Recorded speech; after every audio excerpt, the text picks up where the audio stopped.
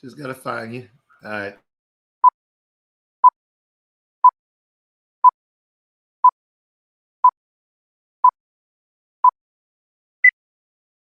No. You have to go inside and you find something that makes you happy, whatever it is, and you will just let it out. But improving to greater than 6 miles on Friday morning. Stars shining bright above me. Night breezes seem to whisper sycamore tree. Dream a little dreamer.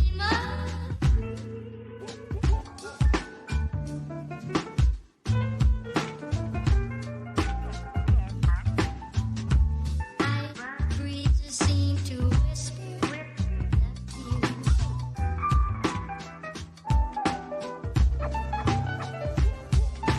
dream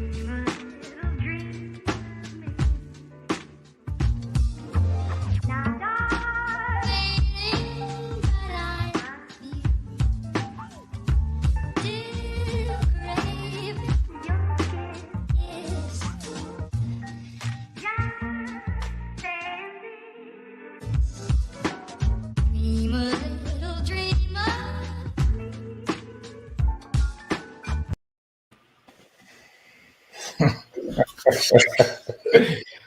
Brother, it's good to see you. Yeah. Good to see you too. It's good to see you. It's good to be back in the place once again.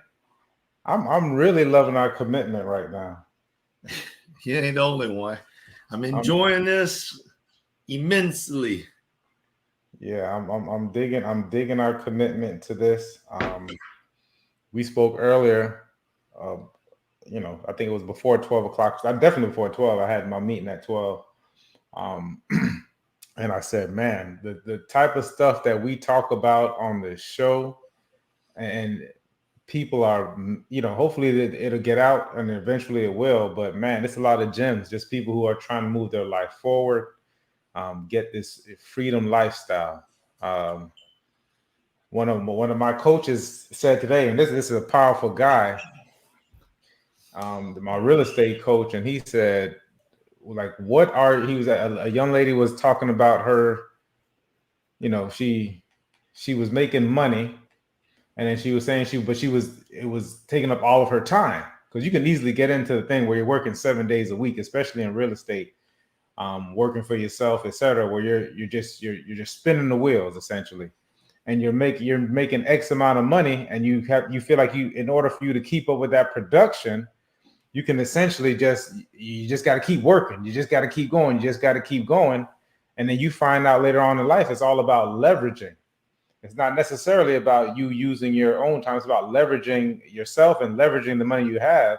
And ultimately, he said to her, he said, why are you working?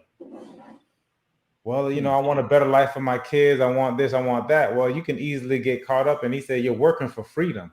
Every dollar that you are bringing in should be dedicated towards your freedom now and your freedom later on in the future. But that's essentially what you should be working hard for. And then, eventually you'll start freeing generations, after you. But essentially the money coming in, because money is just a tool. We got to remember that money is just a tool. It's not the end all. It's not something that you're supposed to hoard. Money is supposed to be, you're supposed to put it, it's called currency because it's supposed to flow. It flows in and it should be flowing out. And when it's flowing out, you got to put it to work. It doesn't flow out on, the things of this world in which, the material things that ends up actually having you locked into place. It's supposed to be out there working for you. You're supposed to be using your money to work for you. So, so the stuff that we talk about, especially leading people towards this freedom and options that you can have, So, I said all that to say I'm excited to be here once again in the place to be. Awesome. Yeah. Definitely want to tell you, I agree with you. I hear a little feedback coming on my side. See if we can work that out just a little bit. Maybe something's turned up a little too high. that any better? I don't hear feedback at all. Okay. Yeah, I didn't hear it the first time. Oh, Okay. just a little bit. Let me do like this. All right. I think that's a little bit better on my side. Let's get the Something. house. Let's get the housekeeping in order. Let's get the housekeeping in order. Let me do my thing. I'd be remiss if I didn't tell people. Listen, people, There it please is. like, please share the broadcast. There it You is. don't have to share it while we're going through it. You can, if you're catching the replay, share it. I said that whole soliloquy when I first came in, when I should have just reminded you all from the beginning. Like and share the broadcast. Let's get this message out. Tonight's going to be a great one, just like any other night. We are doing an open discussion, so feel free to Jump on ask in. us any questions that may come to your mind, or some questions that you may have, you're thinking about, you need some insight on, etc. We are here for you. And by serving you, we serve ourselves. By serving you, we serve ourselves. So excellent, brother. So how was your week? Talk about a little about what's going on in your life. I know you've been moving. You've you're picking up some new skill sets, some money generating skill sets, which I'm excited about. So what's going on in your life? Hey, Mike, good evening to you. Always a pleasure being in here with you on this show, Community Beacon, everybody. Like you said before, like and share, like and share. I'm enjoying this ride. Was a few months back when I kind of like cracked the code, so to speak, created that PAM management. And I have been successfully applying PAM management to my life. And because of that, things have changed drastically. I mean, the amount of change that has come, it's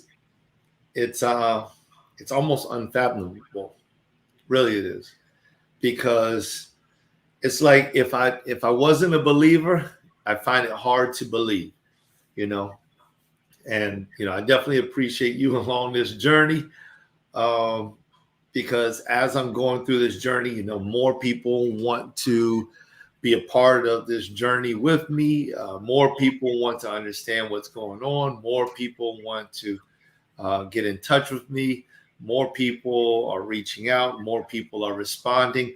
And I mean, just in this week, I spoke to some really charismatic people. Some people that I'm hoping to do some work with, in the near future. And it was just like, it's powerful how quickly these things are building up, and I'm very grateful for it. I'm very grateful for it. Yeah, for sure. Very grateful for it. Yeah, Looking for a couple of these names I wanted to share. With some individuals. I mean, it's just crazy, Mike. It's crazy how many people haven't. I mean, I'm just scrolling through this. This is how many people. I mean, it just keeps going and going. I don't know if you can see that. Barely, but but you can see that there's names there. yeah, I see you got some contacts. You can see it. You can see it's there, and I'm just like really, really excited. I'm supposed to be meeting up with this gentleman named Dominic Damasky soon about that book that I was telling everybody about. So that's supposed to be coming soon. Harry Spate, that guy, amazing. He has this book out called Selling with Dignity. Really looking forward to reading that book. Harry's out there doing his thing. It's just, and there's a few other people that really, really like touched me, touched my heart. And I was like, man, this was a good contact. This was good, and these people they've got like the same type of message. And I really appreciate the way you started this one off with, that fight, this fight that we're talking about for liberty, for freedom, and bringing us back to the core belief of this broadcast, which is, helping people to reach that level of freedom that just they're having difficulty reaching, And I mean, we got to do this, that's where I am. That's where I am. So I want to see other people reach it too, And I was thinking, because I think we're both on a journey. I think there's a lot of change going on. I know definitely for me and my business, and I definitely know you and your business. So it's like we are in the midst of this journey and on these steps.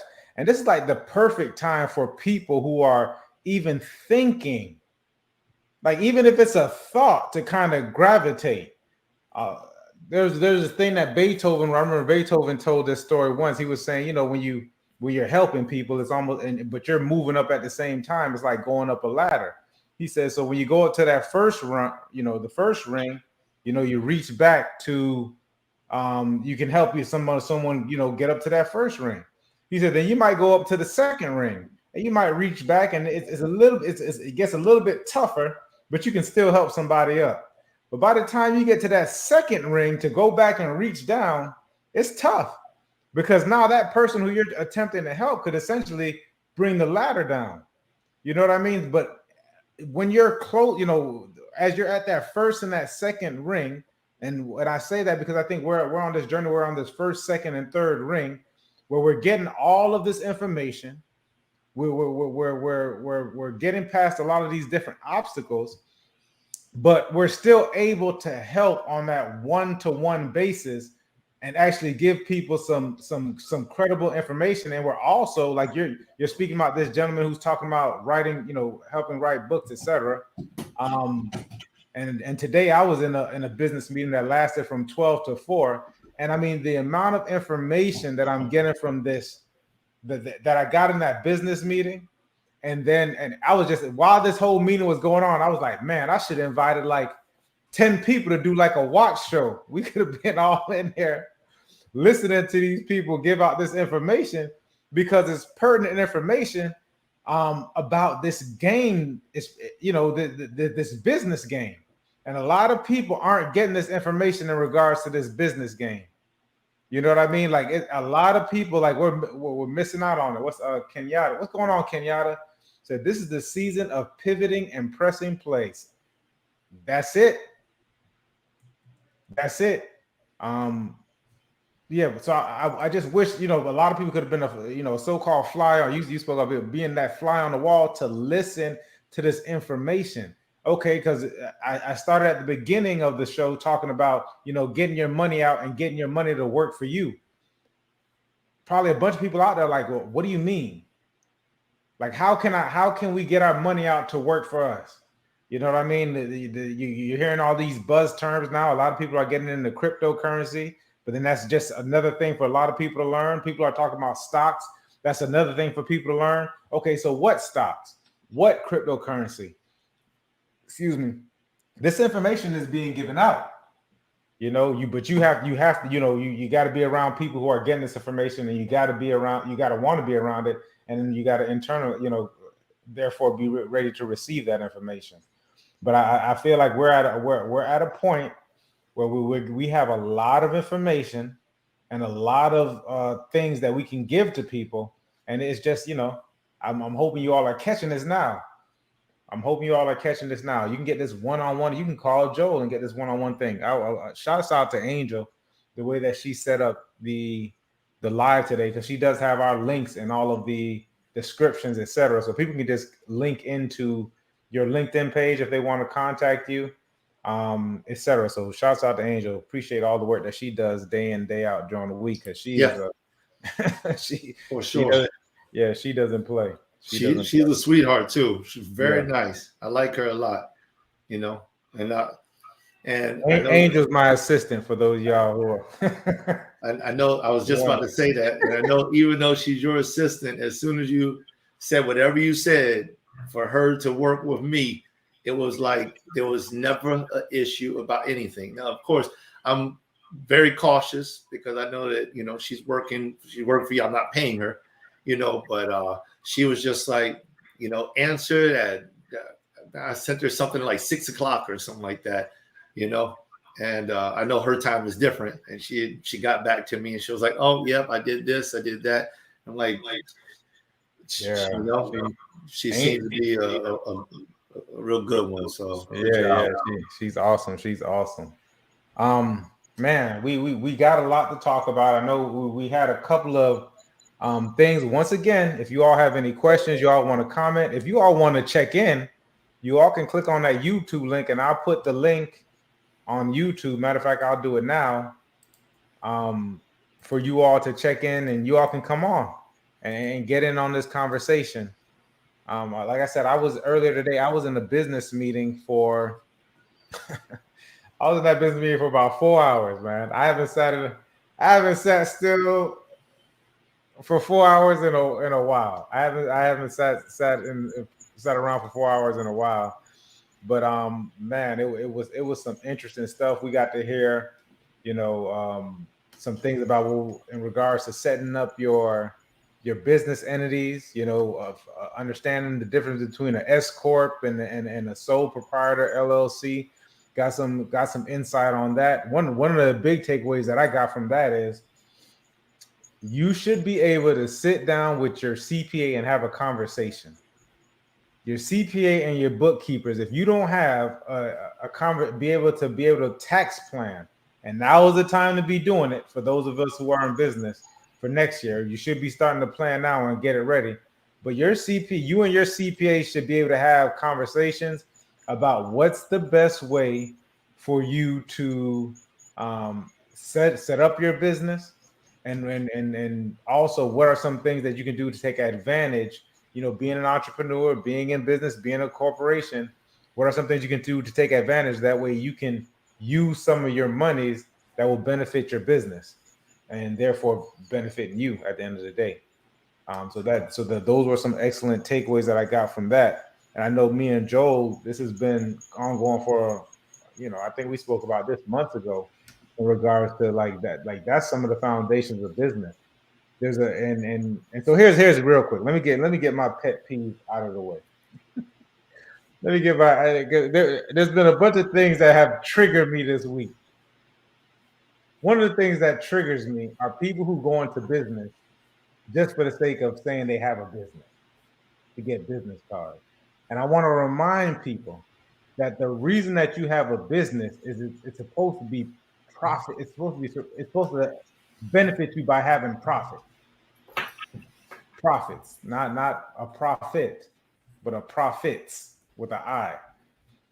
So what I tend to see, especially in our community at large, is a lot of egocentric businesses. You want to name a business after yourself, you want to grab business cards and you want to pass them out, etc. No, it's all fine and dandy, but a lot of us don't have businesses. A lot of us have put ourselves into jobs that we created for ourselves, that instead of working 8 hours for somebody else, we're working 24 hours for ourselves. And sometimes we're the worst bosses sometimes. Because we're harder on ourselves and we feel like we can't, we're harder on ourselves than most other people do. And we don't adhere to the labor laws like most other bosses do when we're bossing ourselves around. That's number one. Number two is, let me tell you something. If you're just doing your own business just to break even, and you're working 12, 13, 14, 15, 16 hours, which there's nothing wrong with it if you're getting a profit. But at some point in time, that profit and that headache line, that profit needs to surpass that headache line. The profit line, if you imagine you have two lines, one is for profit, one is for money, one is for a headache. You can apply this to everything, your jobs, but I'm applying it to your business. My mentor taught me this years ago. He said, Mike, once that profit line passes the headache line, you're good. But if that headache line, even for $1, passes that profit line, then you need to get rid of that business. So that means that if you can be grossing $1 million, But if the business headache is $1 million, $1,000,001, you are in the negative and you need to get rid of that business. I hope that you all are picking up what I'm telling you. It has to do that. So what I'm seeing now is a lot of people who are tempting, because there is this boss thing going on, who are thinking about getting in entrepreneurship, thinking about creating a business, LLCs, whatever the case may be. And they are becoming grinders and hustlers as opposed to being business owners, business people. And this meeting, and I'm gonna go over some of the things that he spoke about in regards to the difference between being a business owner, business person versus being a hustler and a grinder. Okay, you all follow me, and you all can write this down. It was some dope information shared. One of the things being was that hustlers and grinders tend to be highly emotional and volatile. How everything triggers them. And some of you may know, you go into a restaurant, you ask for something, they bring you something wrong, you tell them it's the wrong thing, and it's a problem. You know what I mean? It's a problem. That's being a hustler and a grinder, because more than likely you're not making enough money in that business. So business owners tend to be able to handle more. They're able to handle more, and I'm going to tell you why in a second. Hustlers and grinders, they get stuck in problems. They get stuck in a problem. Business owners are solution-based. In order to be in business, you have to be flexible. You have to be adjustable. And I'm going to tell you another thing. The way that you do one thing is how you do everything. Okay? So you can even transfer some of this to your life. You're probably a hustler or grinder if in your personal life you tend to get stuck in problems, as opposed to figuring out what's the solution to the problem. Number three, a hustler and a grinder they're driven by sales. I was taught this real early. They used to tell me, don't turn down nothing but your collar. This is when I was young, when I was a young hustler / grinder. 18, 19 years old. Don't turn nothing down but your collar. We'll figure out a way to make it work. So you're driven by the sale. You want the sale to happen. Whereas a business owner is driven by their vision and their promise. That means a business owner has the larger picture in mind. You don't mind giving up certain things if it's going to be in alignment with your vision. See, a problem that some of us have is that because we're not future thinking, because we're in this struggle mindset, we don't put together a vision or a promise for our business. Let me check out Chris. Chris say, don't become a slave to your ambition. Yes, sir. 1000%. You could. And don't confuse it by me saying that you shouldn't have to put in hard work. You're gonna work hard, especially at the beginning. You're going to put in the time, but you need to get something from the time that you're putting in. You should be getting these processes. That's why it takes most businesses longer to get started than a hustler or grinder. You'll see a person who's creating a business. He's really laying out the foundation. Why? Because while he's doing it, he's putting together these processes and these systems. You all heard me speak about Angel earlier, right? With me and Joe spoke about Angel earlier. I can leave for a month, probably longer than that, but I'm not. I can leave for some time. Let's just say I can leave for some time. I'm not, but I can leave for some time, and Angel could probably handle 95% of everything that's going on in the business. Not only can she handle 95% of what's going on in the business, she can teach it to somebody. And this is me being in real estate. So I can tell Joe can go get his real estate license, and Angel could say, well, this is what Mike will be doing at this point in time. This is what you need to be doing. And I'll handle this part of it. Joe, all I need you to do is go. She'll say, Joe, all I need you to go is go and do this, and I'm going to handle this part of it. Oh, you got someone that's ready to buy a house? Here, just give me the information that I need on the contract. Joe doesn't even have to know the contract. Angel's going to get the pertinent information from Joe and write up the contract for herself. Write the contract up. I'm just saying, because I put these systems and these processes in place, and she can go and teach somebody else. This way we could, and we'll talk about leveraging and expanding. But a lot of this comes from this vision and this promise. What is the be in alignment to your vision? And I only have 7. I got 6 of these actually. Number 4, everything bothers a hustler or a grinder. I'm sure you know some of these people, and some of these people are very talented, because a lot of us have dealt with hustlers and grinders. They're talented, they can get the job done, but they're always bothered by it. I've had my periods when this was happening, when as a hustler and a grinder, when things just bothered me. I took everything personally. Like I wasn't aligned to a vision. I didn't have this bigger goal in mind. I was just thinking about getting to the money. A business owner is unattached. A business owner knows that as long as I put in this time and this work, as long as I'm doing what I'm supposed to be doing, eventually the results will come. It's just a matter of time. A hustler or a grinder thinks he has to make, like he's the reason for the results to happen. He or she. Number 5, and I love this number 5. I love number 5. He said, a grinder and a hustler is attached to family and drama. And then when I say family, it's not just, your blood, your kinfolk, so to speak, your blood relatives. It could be a family, but what he meant by family, it could be your friends, your family, people who are around you. Is it safe to say that at some point in time this year or last year, or in the last year, that your family has experienced drama? It's inevitable. Things happen.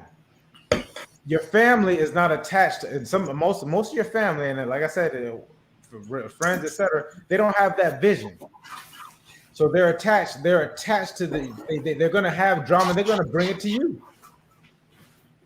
They're going to bring it to you because you, being a solution-oriented person, you being a business owner, you're solution-based. You got all the solutions.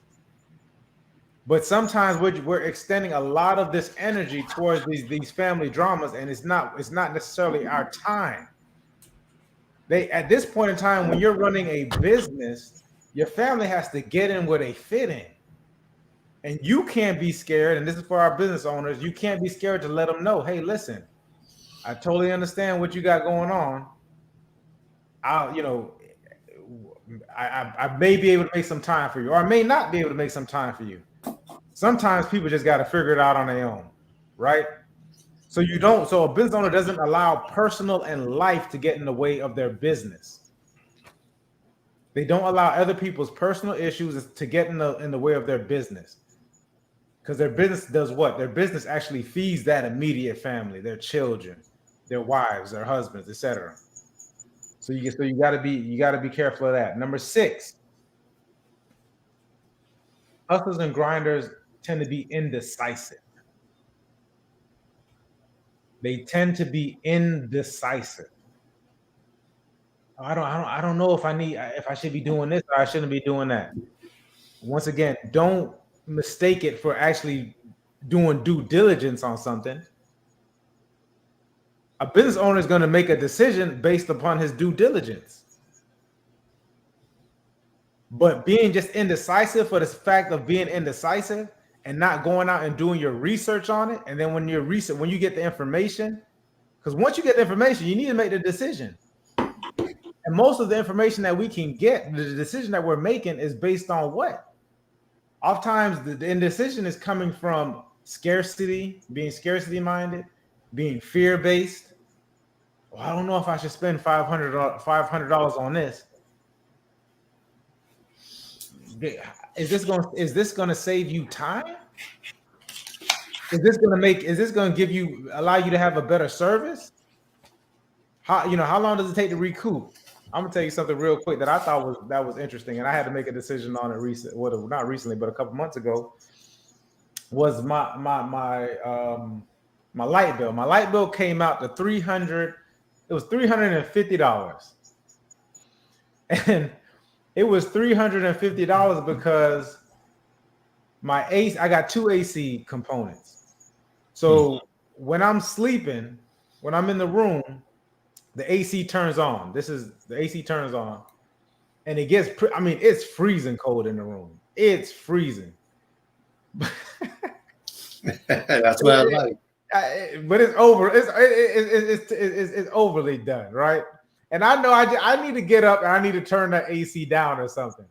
But I'm so tired. It's late now. I'm just like, listen, it's gonna be what it's gonna be. Let me get another comforter or something. Let me put on some extra sheets or some comforters. So now I'm getting a light bill like $300 or something. So I said, you know what? I need to get a Nest. Well, I ended up getting a Nest. Nest, shout me out. I'm taking sponsorships. I said I'm going to get a Nest because that way I can just roll over and go to my phone and turn the AC down or up or do whatever it is that I want to do with it. Well, how much is a Nest? Because don't forget, this is a perfectly good thermostat that I have. It's just not Wi-Fi enabled. But the Nest is going to cost me, $200 for a Nest. It's about $220 or something like that. It was $220. And so I said, you know what? I did the research. I said, well, if the Nest saves me $10 a month, if the Nest saves me $10 a month, for y'all, that's Joe's TikTok. Y'all go check him out. If you all are on, we should next week we'll have Angel put it in the description. That way they can just click the link. But if a Nest saves me $10 a month, in 12 months, 12 to 16 months, it's essentially paid for itself. Now I have the information. Now when I go into Costco, because I am Costco Mike, it's not even a thought process. You are. Yes, you are. People, and I go to different Costco's too, because different Costco's have different items. So right now, Boca to me has the best Costco. The Costco on Congress and Boca, best Costco. North Lake is a little. We'll talk about it later. But now when I go into Costco, I'm immediately reaching for the Nest. I'm not even thinking about the $200 and something I'm about to spend. But I'm gonna tell you how God is so good. When I went in there to go get the Nest, guess what? $60 off. $60 off. That's what happens when you're decisive. Yeah. And I hope you're catching this type of stuff, man. Like, this is what happens when you're decisive. When you're decisive, things start to open up. Silver linings in the clouds start to appear. Once you and Joel gets into it, that's what Joel's talking about with the PAM management. Once you make that decision, and you get decisive, and you do the due diligence. I'm not telling you to run out and go buy. I'm not telling myself to go run out and buy a Nest just because it looks cool on the wall, and it does look cool on the wall. But there was a reason for it. I'm gonna say, and actually I said $10. I think I just saved $100 something. My light bill was like $200 something the last month. Of course, we're moving on to something, but still, you understand what I mean? So it's just about being decisive. So that was that. Number 7. There's a 7? I thought it was 6. It's 7. It's 7. Okay. He spoke about being in all the groups. Hustlers and grinders, because they don't have a vision, they're just searching for something. So guess what they do? They join everything. They join for realtors, you got the real estate commission board thing. And I'm gonna tell you something for realtors too. We get solicitations for everything. It's a million doohickeys and whatever that will make your business the best business ever. I have emails filled with doohickeys. All this does is take my mind off of what I'm supposed to do. Be a real estate professional. And instead of being a real estate professional, is this something different? Yeah. You're just touching on some topics, and I'm just giving that to the people, Okay. because I did a little something on TikTok on those. I'll mention it in just a little bit so they can see it. They can record it there in the comments. Y'all don't go to it right now. Oh, okay. They're right here right now. Got it. Yeah, so it's just you're into everything. You're into everything except for what you're supposed to be doing. Easily happens. And I'm gonna tell you something. The thing about being in everything is the things that you actually need to do, revenue generating activities, you will push to the side. I do it, and I'm that's why I'm telling you, don't do it. One of the things I need to do is prospect for at least 2 to 3 hours a day. So whether that's incoming prospecting, whether that's prospecting on different channels, but mostly for the sake of prospecting, I want to talk about doing cold calls, making calls. If you're getting a call from a real estate professional, it's probably me and my team. We're calling you. Is it either me, Angel, or somebody, Zach? Somebody from the team is calling. We're calling around, etc. Guess what? Most people don't like to do. Most people don't want to do cold calls. It takes a special person, and you do have those special people who enjoy it. You know what I mean? Who jump in and enjoying it. But if you're just getting into the game, you don't enjoy it. That's why most real estate people aren't successful. They don't prospect. Anyway, long story short, I would rather do anything than prospect for most days. Like I really, for me to be like, oh, I can't wait to go prospect. I got to be in a really good mood. I must have just had a great gym workout. I must have ran. The endorphins are kicking in. I'm just like, I'm getting on the phone so I can get cussed out. You would choose anything other than do it. And guess what these groups serve as? These groups serve as distractions.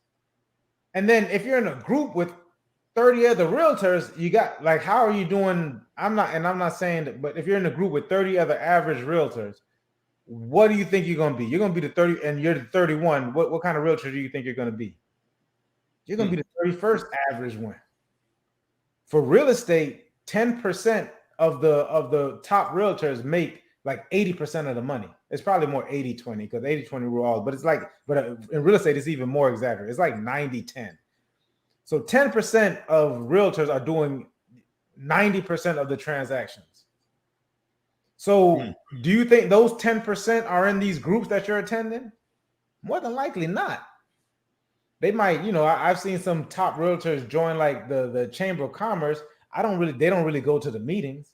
They might go to 1 or 2 meetings. They just join so that their name is attached to something, which can also be an egocentric activity, but I'm not going to delve into that. So essentially the business owner is not into all those groups. Pick one group. And I think those groups should more so be like a personal, you enjoy it. Like for me, Toastmasters is a group that I enjoy going to. I enjoy the people. Have I gotten business from Toastmasters? Yes, I have. But was I going looking for business? Not really. I was going to improve upon myself. So pick a group, go do salsa class if that's what you want to do, dancing class or something. But to join groups for the sake of, I'm gonna get this, it's gonna be tough because there's always someone that's been there longer. There's a realtor that's been, especially in real estate, there's a realtor that's been there for 15, 20 years. They do 12 transactions a year, probably 6 transactions a year. And all those transactions come from that group. Right? So those are the 7 that I thought that, the difference between that hustler, grinder / salesperson and actually being a business owner. We need to start to focus on being successful owners. Being successful is black and white. It's that balance sheet at the end of the year. Did you or did you not make money? Did you not make money? Go ahead. Mike, and there's a lot of appreciation with that. A lot of stuff. Mostly the stuff from the hustler and grinder side. I ended up writing down. I missed some of the things on the business owner side, but I think you got to appreciate that. And I think one of the things that people have to understand when starting a business, on your own, is that there is a part that has to be somewhat of a hustle. I feel as if though right now there's a lot of people saying, what's your side hustle? And there's nothing wrong with that, having a little side hustle and making money. And I think that's one of the things that you were mentioning is, like being profitable. Are you profitable? There's some benefits, even if you don't go really deep into your business. For instance, I I never actually pushed one business to reach its heights, but I always made on that business. But I never pushed it to reach its heights. Now it's slotted to do so, and that's partly because of what I have found in my passion-driven business, which I spoke with a financial planner of sorts, and he was given information like, people passions should be hobbies. That's one of the things that his mentor taught him, is that you should have a business to make money, and whatever you're passionate about, you do it as a hobby.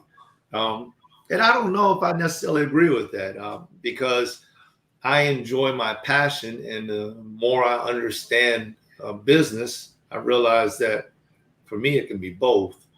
And then at that point in time, it's like I've never worked a day in my life anymore, so to speak, because it comes that way. Nonetheless, and also if you look at like Richard Kawasaki as well, he is extremely passionate about real estate. Now he's got a ton of businesses. That dude's got more businesses than what people understand, because he doesn't really put his name in the forefront of everything. He puts his name on like 2 different businesses, really. But the more I've done research, the more I began to realize that, he's into a lot of other things, and he's financing other vehicles. And that's one of the things that I definitely learned in business. So Mike, when you start talking about this thing, I know that you start to go down the road of like real estate, because that's very real and personal. But I believe that a lot of this stuff, it transverses. And for those of y'all that are out there starting up a business, taking in this information, if he's talking about real estate or I'm talking about, training or coaching, you got to understand, you have to pick the gem out of that and learn how to apply that. Again, for someone who's just starting a business, it's good just to have a business. What does it cost, Mike, to do an LLC? I know you're going down that road. $125. $125. And if you want to get the certificate mailed to you at home, another $30. You don't have to do that. $125, you got an LLC, right? Go open up a bank account, get you a business credit card, all of a sudden you have tax deductions, makes things profitable. If you're not going to use all of those types of systems, though, then what's the use of having it? Just to pay the $125 or whatever it is, pay the renewal fees every single year and be concerned about whether or not you're doing your taxes right and things like that. What's the use of having it? However, if you figure out a way of utilizing it and then using the tax deductions, you got a room inside your house. Are you writing that off? Let the business write yourself a personal check or write it off, whatever it is. What about your electricity? If you have a specific spot in the house, how much is it to power that room? And all of those things began to help you out with making money in a business that may not be highly profitable. But once again, it's because you got focus on. And that was one of the things that I sent you, Mike. The second one, the one at 07:04 p.m., that one's about clarity. When you begin to have clarity about what you're doing, your focus begins to illuminate.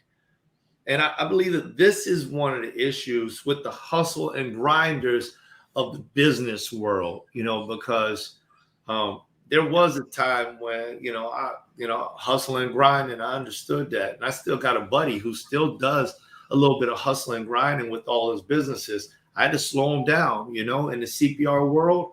Let me just give you an example, Mike. Have you ever gotten a CPR class? Yeah, I have. How Have I did you pay have I for it? taken one? Did you pay for it? I didn't. The city paid for it. Okay. Do you know what they paid? Uh, I think I mean I think they ended up just paying for the certificates. The person who actually taught the class was working for the city, so they didn't double pay her. So I think she ended up doing it essentially for free. The certificates might have been 15 or 25 bucks. I think she initially did want to charge them like 200 or 300 bucks for the class though. Okay, so they paid her on the clock time, or they gave her overtime, most likely. I'm sure she got some type of compensation, because if they're not going to pay her, then I would assume that she No, had to clock don't. in. Yeah, she Don't yeah, she, assume yeah, that. she clocked in. She clocked Okay, in. Yeah, so she yeah, clocked in. So that's how she got paid. Is right. she clocked in, and they're not going to double pay her. I understand that. That makes sense. Whether it was overtime or not, that makes sense because she was basically on the job. And then you're just paying for the car. Nonetheless, and whatever supplies. So let me give you this for an example. I used to have people, as a matter of fact, I spoke with you about this, Mike, a long time ago. I had a young lady call me up. She was like, "Hey, I need a CPR class." I'm like, "Okay, not a problem. People do this all the time. They call me all the time, ask for CPR class." I'm like, "So let's schedule this out. When would you like to do it?" And she was like, "Tomorrow." I said, "Okay." Yesterday. That's my favorite. I would have told you yesterday. Tomorrow, huh? Okay. So, so for some reason, this lady thought that I was, sitting around my house. Like my wife likes to say, people think I'm sitting at the house, sitting on my hands at the house. Nah, that's not happening. That sounds like my wife, don't it? Love you, Kathy. Yeah, that's Kathy. Yeah, she also likes to say some other things that are like that. But yeah, so she must have thought I was just sitting on my hands, had nothing at all to do. I was just waiting for her to call me up and say, "Hey, come and teach me tomorrow."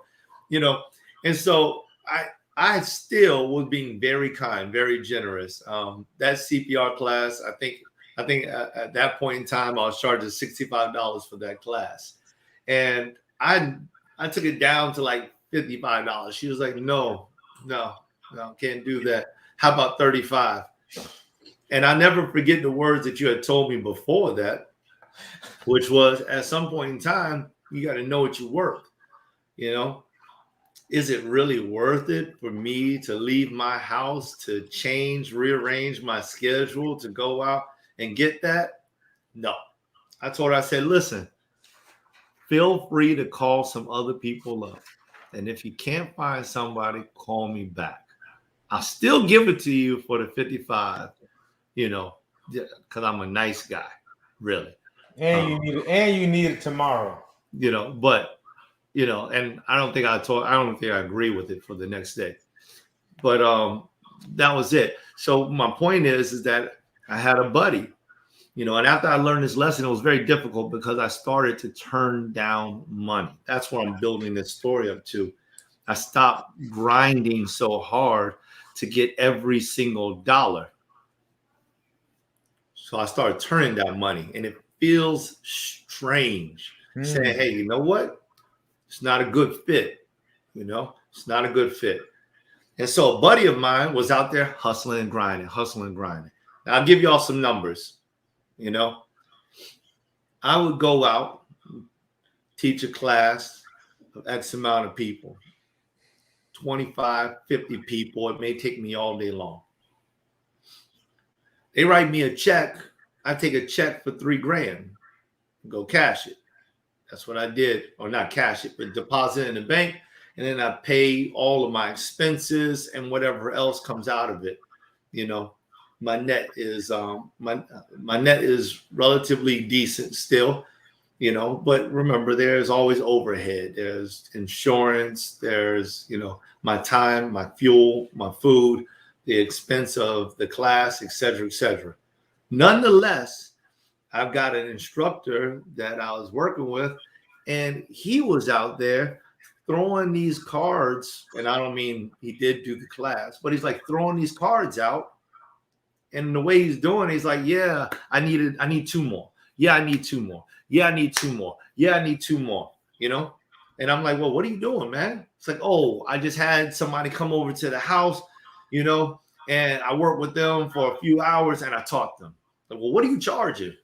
He's like, oh man, you know, I gave them $35. I'm like, what? So you brought them into your house.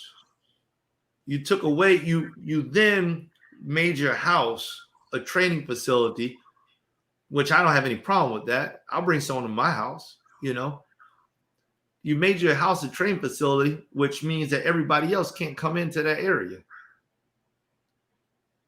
Is that your family room, your kitchen, your living space? You just isolated children, wife.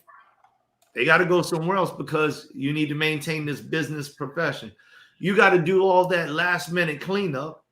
You got to gather all your stuff together. Then you teach the class, and you're barely making enough money. You know, you're getting paid $9, $10 maybe an hour, and because you're hustling, you're doing a bunch of them every day just so that you can make $500 by the end of the week. I would rather not. I'd rather just have one class a month and make $3,000 than have, than have whatever that is, because I remember doing that and I'm mobile. So I was going all over the place, man. I've been to Belgrade to teach a class. I've been to, Stewart. I've been to, I've been down to Miami, Fort Lauderdale.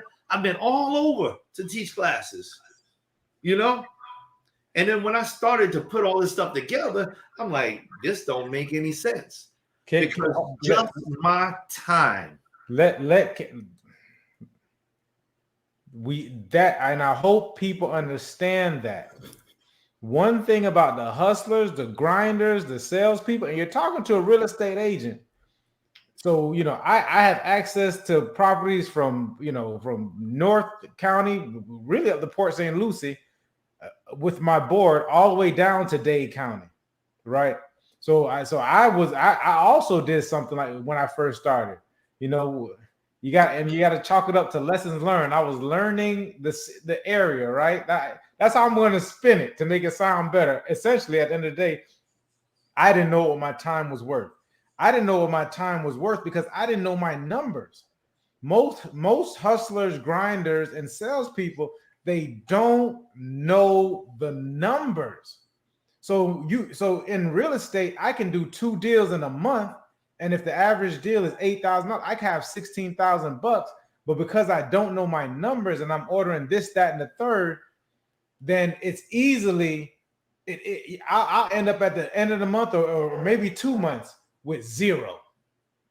You understand what I mean? Like you could end up with zero. So this person who's teaching this class is equivalent, is crazy to me, but I've done it before because I remember doing a rental one time and I didn't know my numbers in regards to rentals. I'm thinking, listen, I'm getting half of this rent, half of the month's rent. Or I think, yeah, that's how you get half of the rent, etc. But it was a seasonal. So I didn't understand. I was just getting a percentage of what was going on for the season. And then I had to pay my broker his percentage. And I thought I didn't have to pay a percentage because it was a rental. Like who's taking percentages off the rentals? Oh, my broker, Stein Posner, shouts out to them. They made sure they took their 50% at the time because it was their lead. Had I known that they would have taken 50%, and actually, you know what? Let me not say that because me and the guy ended up being really good friends. That's how good God works. This guy came down from Boston, and I mean, this guy took me out to eat. Like he's really deep in a lot of different things. So that ended up being good, but I lost money just on gas alone. The rental was located in Fort Lauderdale, so I was driving back and forth to Fort Lauderdale and then getting stuff signed, etc. For those of you who don't know, I got a truck. My truck costs now, thank you, Joe Biden, $70-something to fill up. So I was about to say, so I think my check might have came out to be, I think it was like $400 and something, brother. $400 and something. after everything got taken out, all that was spent in gas going back and forth. Lesson learned. Don't if I didn't know the numbers. And that was me grinding and hustling. You know, you want me to bring Beethoven in? Beethoven, you want the link? Yeah, he needs to be on screen. The link is in there, B. It's in there. Look up the comments. It's up a little higher. It says the link is in the YouTube, but I can send it to him. Let me see if I can. Yeah, send that to him. Because if anyone needs to be, when we're talking about business, Beethoven needs to be in here, you know. So, I mean, you know, let me put this out here too, also, Mike, because you had mentioned something about this earlier. And throw my other TikTok up on the screen too, the 0701. This is just a little tidbit, y'all. I had this conversation with a good friend of mine. I love this guy. This guy is amazing, you know. And I didn't get a chance to really dig in deep into the conversation, but this is my philosophy. It's investing in yourself. So there's a thought among some people that says they don't want to share their thought, whatever their passion is, whatever their drive is, with the people that they're around. And I say, well, why? Why wouldn't you want to do that? And while I was talking to my good friend, you know, he was saying, you know, because I don't want to, if it doesn't work out, I don't want to have to go back and tell somebody why it didn't work out. You know, and you all know, for those of y'all who've seen some of my stuff, you all know that I put my little boy through something very rigorous so that he can understand the difference between, you know, a few things, you know, a winner versus loser, failure versus trying versus quitting, and all of these different things. There's something there, you know, and all failure essentially is not failure. If you're a winner, you find ways to always win, no matter what. So even if you do fail, you have this tenacity to gather yourself together and say, okay, this doesn't work, so let me do this the other way. Anyway, investing in yourself, right? So one of the things that I believe in this philosophy, and Mike, I think this could go along with, you know, the new businesses and opening up this new business, is this: share this stuff with people that are around you. What are we afraid of, guys, girls? What are we afraid of? You know, oh, we're afraid that somebody's going to shoot our idea down. I want them to shoot my idea down, shoot it down. Because if you can tell me something that really will affect my idea, then I can use that to prepare myself better. You've helped me. But if you shoot my idea down with negativity, then I just realize we don't need to be friends. I don't need you in my corner. You know, can you imagine if a boxer were to go back to the corner and say, hey, man, you know what? It's not looking good for you out there. I think you should probably stay sitting here. What? I don't care if I'm going to lose this fight. When I get back to the corner, you better tell me, listen, you're going to have to hit him in the ribs, the undersection, you know? You're going to have to, you know, duck, you know, whatever. Cover your face.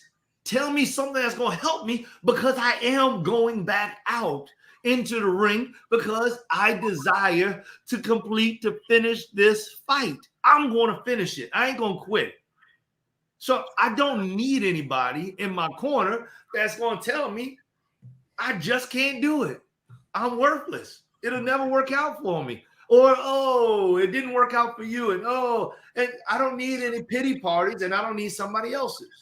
But on the other hand, Mike, you laughing, huh? I think I'm interested in, because that essentially is what happened in the last fight, the last heavyweight fight with Deontay, what's his name? The Bronze Bomber. Oh my God, the name's escaping me. But essentially, I don't believe it. You said the Bronze Bomber? Yeah, the Bronze. Deontay Wilder and Fury. So they had their third fight, and Wilder's corner threw the towel in, because the guy was getting slaughtered out there. So I think it's interesting. I think is that there's a difference between just criticism and constructive criticism. So just to use, So just to use that same example is okay as long as this person is able to fight, and because there's a difference. We're talking about boxing, so somebody essentially could get killed if you keep sending him out there, and he's just not prepared. He can't handle it. So that's the reason why they threw the towel in for Deontay Wilder, because he would have went out and died out there, because he's a boxer. And I know you have that same passion as well. But there comes a point when, because everyone at the end of the day, everyone's not meant to be an entrepreneur. Everyone's not meant to be a business person. Some people are meant to serve. Being an entrepreneur, being a business person is the buzz thing now to put a business together. So you got some people out here who, getting back to the point, they aren't making money. But hold on, Mike, because I don't want to stray too far away from what I'm saying. I'm just speaking to your point. Is that you're saying that you don't want people to tell you, if you're fighting. I'm just using your example. If people are fighting, you don't want him to tell you like, oh, you're just not doing it. What I'm saying, that's not what I'm saying. Okay, so what are you saying? So the whole thing is that I don't need anyone in my corner that is not beneficial to me. Listen, Mike, you and I are talking, and you're like, hey, listen, you know what, Joel? That's not the good way of using that money that you have right there. Okay. Listen, I'm going to tell you how you should use. These are some different ways. You can do whatever you want. These are different ways. You see, what I'm getting at is there are just individuals that are, quote unquote, in your corner that are just sabotaging your life. This is your opportunity to recognize those that are just sabotaging your life. Right. When a constructive criticism is always good. If somebody's looking out for your good, you should take that with a grain of salt. You need to think about that before you make the next move. I guess the point that I'm making, because I understand that part, but I mean, as far as for that example and being a boxer, if a person is sabotaging your life, and the thing about it is that most people who are sabotaging your life, they don't even know. Most people don't know that. They don't. Right? Most people is just the way that they think, and it's just the way that they are. Listen. I know some people. I know a guy.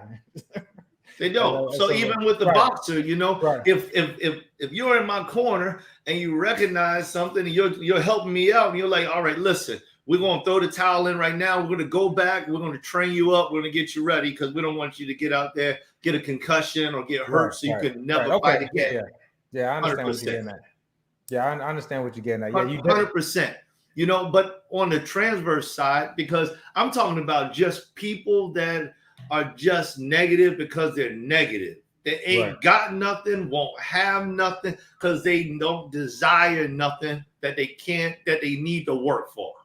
They're just satisfied with getting whatever somebody gives them, and they don't believe that you can do anything at all. And y'all know it. I mean, I believe that y'all know what kind of people I'm talking about because all of us have been around one. And I think and the reason why most people keep those people around as well, once again, is they don't know. Like a lot of these people, they don't know, and these people are probably people that you've been around for a long time. You've been around these people. It could be your parents. Could be.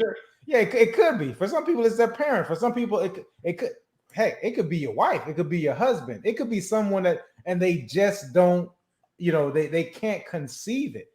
And because for most people, anytime someone says something that's just completely negative, if they're not close to us, we simply ignore it. Like, oh, that's just such and such. Well, and this is what I'm getting at, right? I mean? So on the transverse side, Mike, is like, this is your opportunity to improve your circles.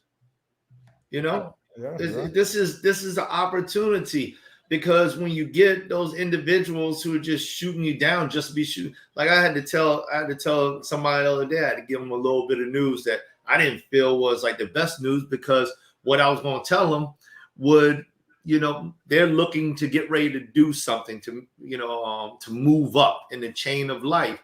And I just wanted to, give them a fair warning that if they when they move up, because I believe that they have the ability to, that there's a possibility that XYZ may happen, But I feel like if I don't say that and they don't know that they won't have that opportunity to think about it. So I'm not trying to sabotage their life. I just want them to have this information so they can build with it. That's all. Right. You know what I mean?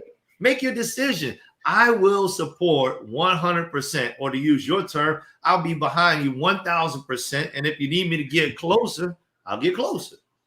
Right. That's what I'm here for. That's what I'll do.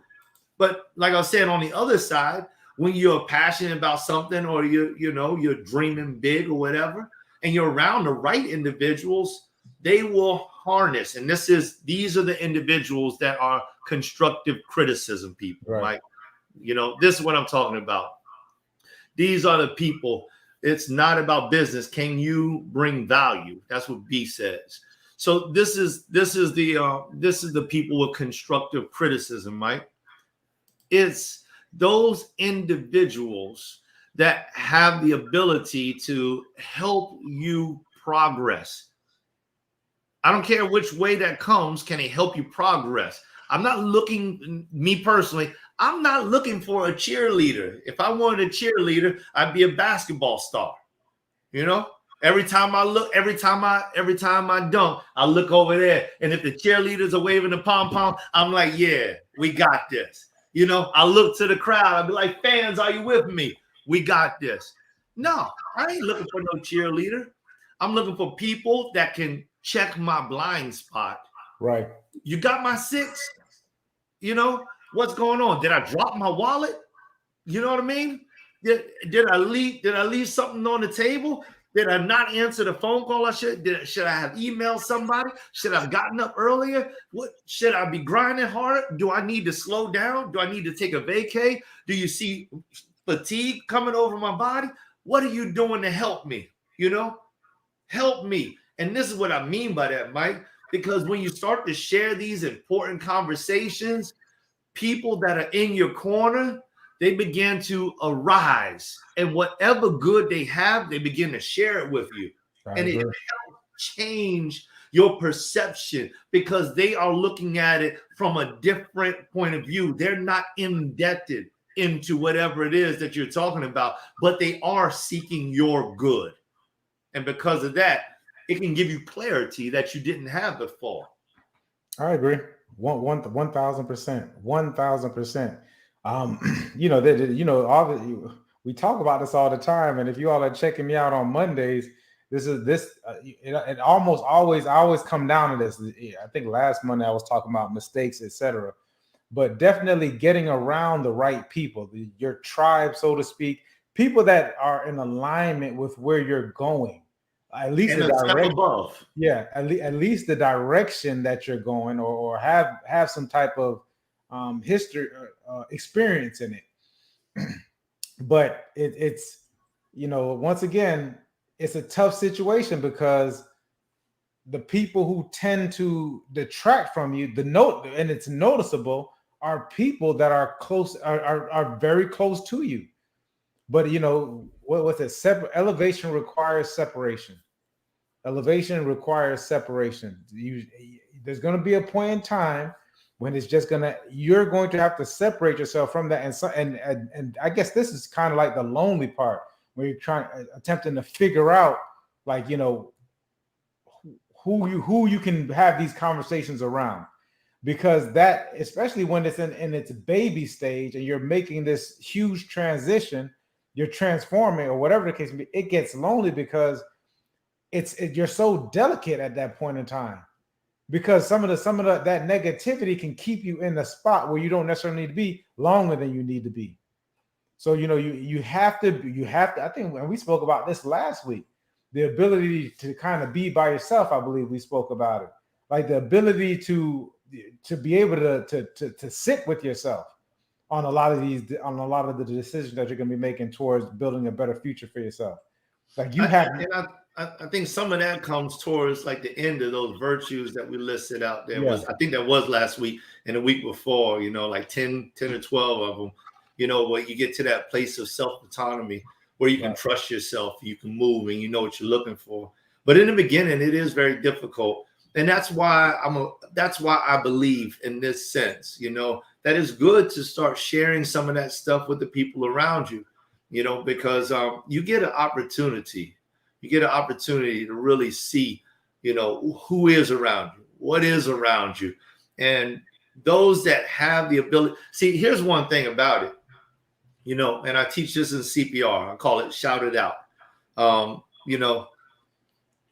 If you don't say something out loud that you need help, nobody always knows how to help you. All right.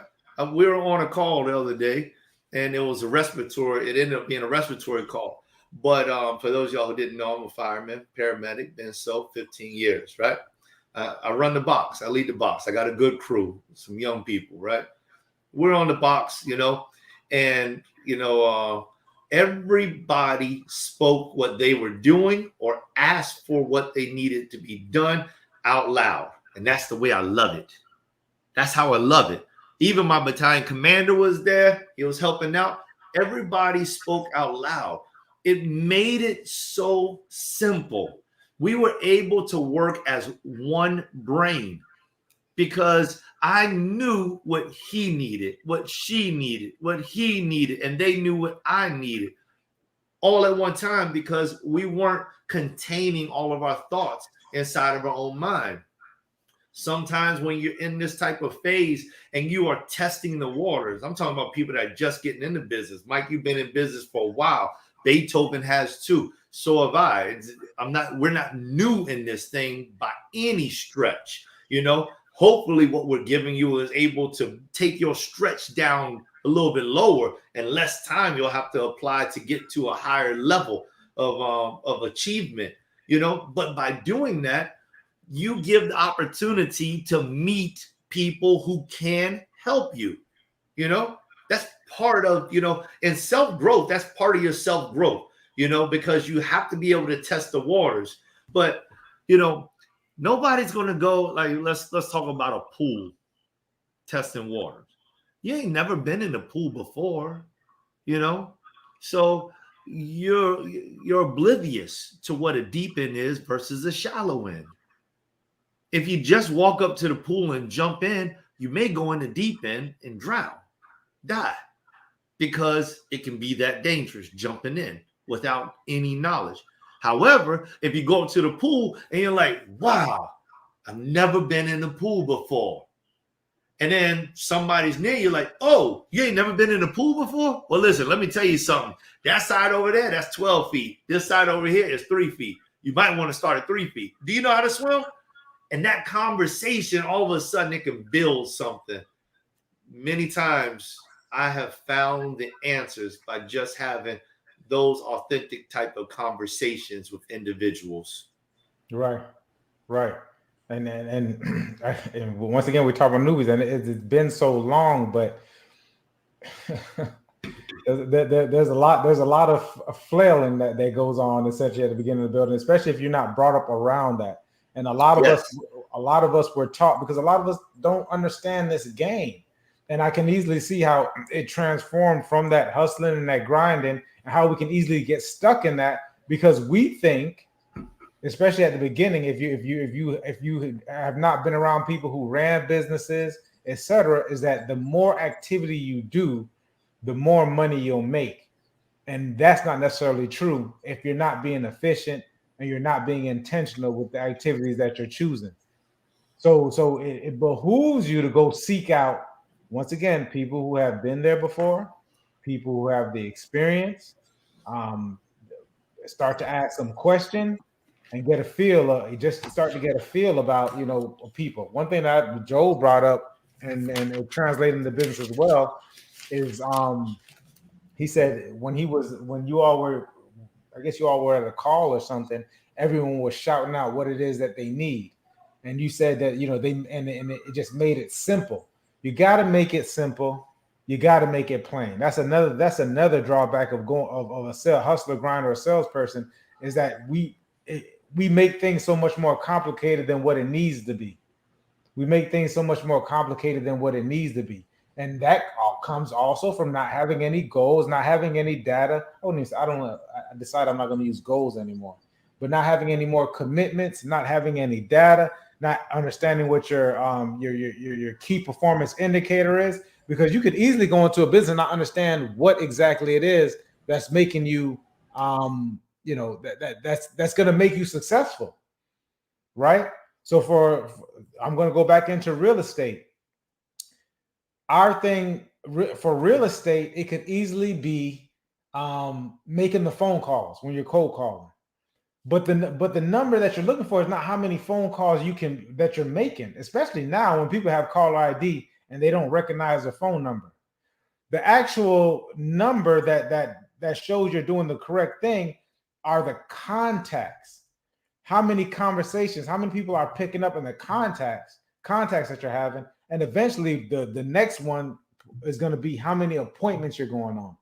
And then eventually after appointments, it goes to how many listings you're taking, how many contracts you're writing. But it can't be the calls, which is the initial thing. Hustlers are so worried about that initial thing. One thing I'm going to tell you all are going, we do Facebook, we do social media. One of the things that is not necessarily a key indicator of business is followers. Followers is not a key indicator of business. Followers are just followers. If you're you need to look at the engagement that's going on. Who cares if somebody has 1 million followers? You can have 1 million followers. It looks good. It might give you some social proof for the person who just kind of glances at your page. But then if you have 1 million followers and you're only having 5 comments, 3 comments, something is off. The followers is not the indicator. The actual indicator are the comments and the engagement that's going on your profile. So now the same person can have 1,000 followers, and when they post something, they're having 400 comments under it with 1,000 followers. That person is probably more than likely has a stronger, more foundational business than the person that has the 1 million followers with 5, 10, 15 comments. So you have to figure out exactly, because followers tend to be what they called what kind of metrics is it? It's vanity metrics. It's for the ego. It's vanity metrics. You gotta be careful about getting into doing something with vanity metrics. This is Joe with a thing. A wise man will hear about increased learning, and the man of understanding shall attain unto wise counsel. Awesome. Hold on, Mike. Put it up right here. I was speaking that into the thing, and it ended up getting it a little bit mixed up. Put that one up right there for me, brother. So that's what we're talking about right there. A wise man, this Proverbs 1:5, y'all. A wise man will hear and will increase learning, and a man of understanding shall attain unto wise counsels. This is one of my favorite scriptures. This is something that I learned about years ago. And when I learned about it, I started to apply that to my everyday life. Because, listen, in order for me to ever get better, I've got to learn. I got to get this info somewhere, somehow. I mean, I got a lot. My mom, she did good. God bless her. Cynthia Marie Jenkins, definitely love my mother. One of my superheroes, my mama. And Dr. Martin Luther King Jr., he did a whole lot for me, and I wasn't even alive in his time. And Bishop S.C. Madison, what he did for me, just unfathomable, and it's just like, and even Bishop S.C. Bailey right now, C.M. Bailey, what he's doing for me. So like all these different people are so positive, they're influences to me, but there's some things that are very specific that I've got to have. In order to get those things, first, I have to understand, that I need to listen. I got to hear, and I got to increase my learning, you know? And when that happens, when I began to realize that I've got to gain this knowledge in order to be successful, I need to look for people that are wiser than me for my counseling. It doesn't help me, you know, if I go to just anyone, Joe Schmo down the road, because Joe Schmo ain't gonna help me, you know. If I'm in a group of individuals that don't know about what I'm talking about, I don't need to talk to them about it anymore.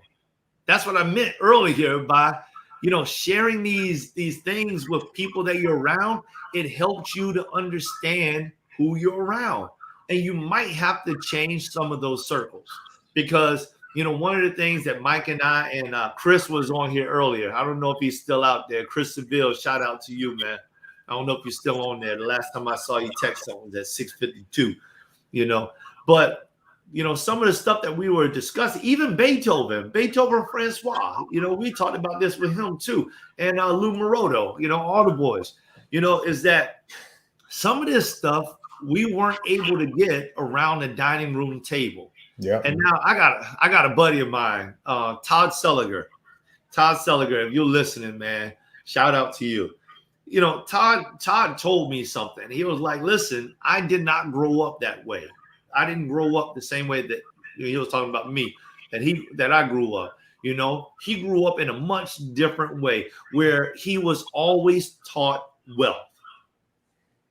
From a little age, he was taught wealth, you know, to the point where I don't understand it. You know, I talk wealth to my children, you know, and I'm doing all that I can to teach them wealth and more about what I'm learning and how they can attain wealth. I teach them about God, you know, and the greatest thing I teach them is God, you know, but wealth and how money works is important. You know, Solomon said that money answereth all things. People are afraid of money. You know, they say, oh, no. Money is the root of all evil. That ain't what the Bible says. Y'all go back and read your Bible. You know, that's not what it says. You know, it's the love of money. That's what it is. It's that action before the money. It's how you feel about that money before you even get to the money, because you can't love money and love God. You know, you got to love God, and then God supplies all of our needs according to his riches and glory. You know, these are all scriptures. Y'all can look this stuff up yourself, you know, and see if I'm telling the truth. Just look it up. I know on my LinkedIn page, I think this thing has captions. You can capture the caption. Go back, rewind it after the show is over. Look it up, you know, because if you're ever going to be successful, let me just tell you this, and then Mike, you go ahead with the business thing, but just think about this. Father Abraham, you know, Isaac and Jacob, these three patriarchs were probably some of the greatest, wealthiest men of their time. Even Job, but I ain't going to talk about him. These three men, I'm going to tell you the reason why. No, Abraham was a nomad, and he taught his son, you know, Isaac and Ishmael. He taught them how to be nomadic, you know. And then Jacob, he was very well learned in how to take care of herbs and things like that. He was a farmer, a cattle raiser, and whatnot. But these men knew how to harness wealth. Go back and read these stories, and you'll see how they had manservants and women servants, how they had cattle of all different sorts, how they had land, how they had weapons, and they knew how to fight. They groomed themselves to be able to speak with kings. These people were speaking with kings, you know? So I'm just getting at this. It's just that they passed down generationally that their work was great. And they had the ability to sustain many people. So, you know, when people say about all this thing about money, no, don't love that stuff. Don't chase after it. Don't be a hustler and go out there and do anything that you need to do to get it. Do the things the right way and build your business. Just like Mike said, avoid them 7 pitfalls. Just like Mike said, do that now instead of later, and it'll be a lot easier for you to climb that ladder quicker. 1000%. And speak and to your point, listen, a lot of people, because we didn't talk about it and we thought of it as this dirty thing, and the people who have money are bad people. They're doing this and they're doing that. You know what I mean? I remember one person told me, well, how can you know, this person laid off X amount of people and his company got a profit? Well, there's a reason why. But you're not looking into it. You're looking at the headlines. A lot of these things are being fed to you. So just from my point, I had a bad relationship with money based upon the kind of conversations about money and the people who had money from the people who came before me. It was treated as this thing, and for that reason, one of the things is a couple of things that we don't talk about in our community. One is like death. What's going to happen after death? No one wants to talk about that. It just happens, and all of a sudden we're stuck trying to figure things out. Another thing is just the talk about money. And even when I first got into real estate, I have no problem talking about the money that I have when I'm trying to do something. But bringing up that conversation to would-be clients was like I used to kind of balk on it until I met someone. Matter of fact, this was that while I was at my first brokerage, they said, like, why? Like, well, if they want to purchase this house, they want to do it. That's the question you'd ask. How are you going to pay for it? Are you going to pay with cash, or are you going to get a mortgage? Like, what, do you have any money in your 401k to take out in order to put down for a down payment? Like, these are conversations that should be effortless. Now, that's the first thing I'm asking you. But you know what, brother? Again, and this may be a community thing, and I think that some of it does have to deal with the community thing, because the way I grew up, man, you didn't tell nobody about no money. Right. You didn't do that because you get robbed. I mean, this. I'm just telling y'all. I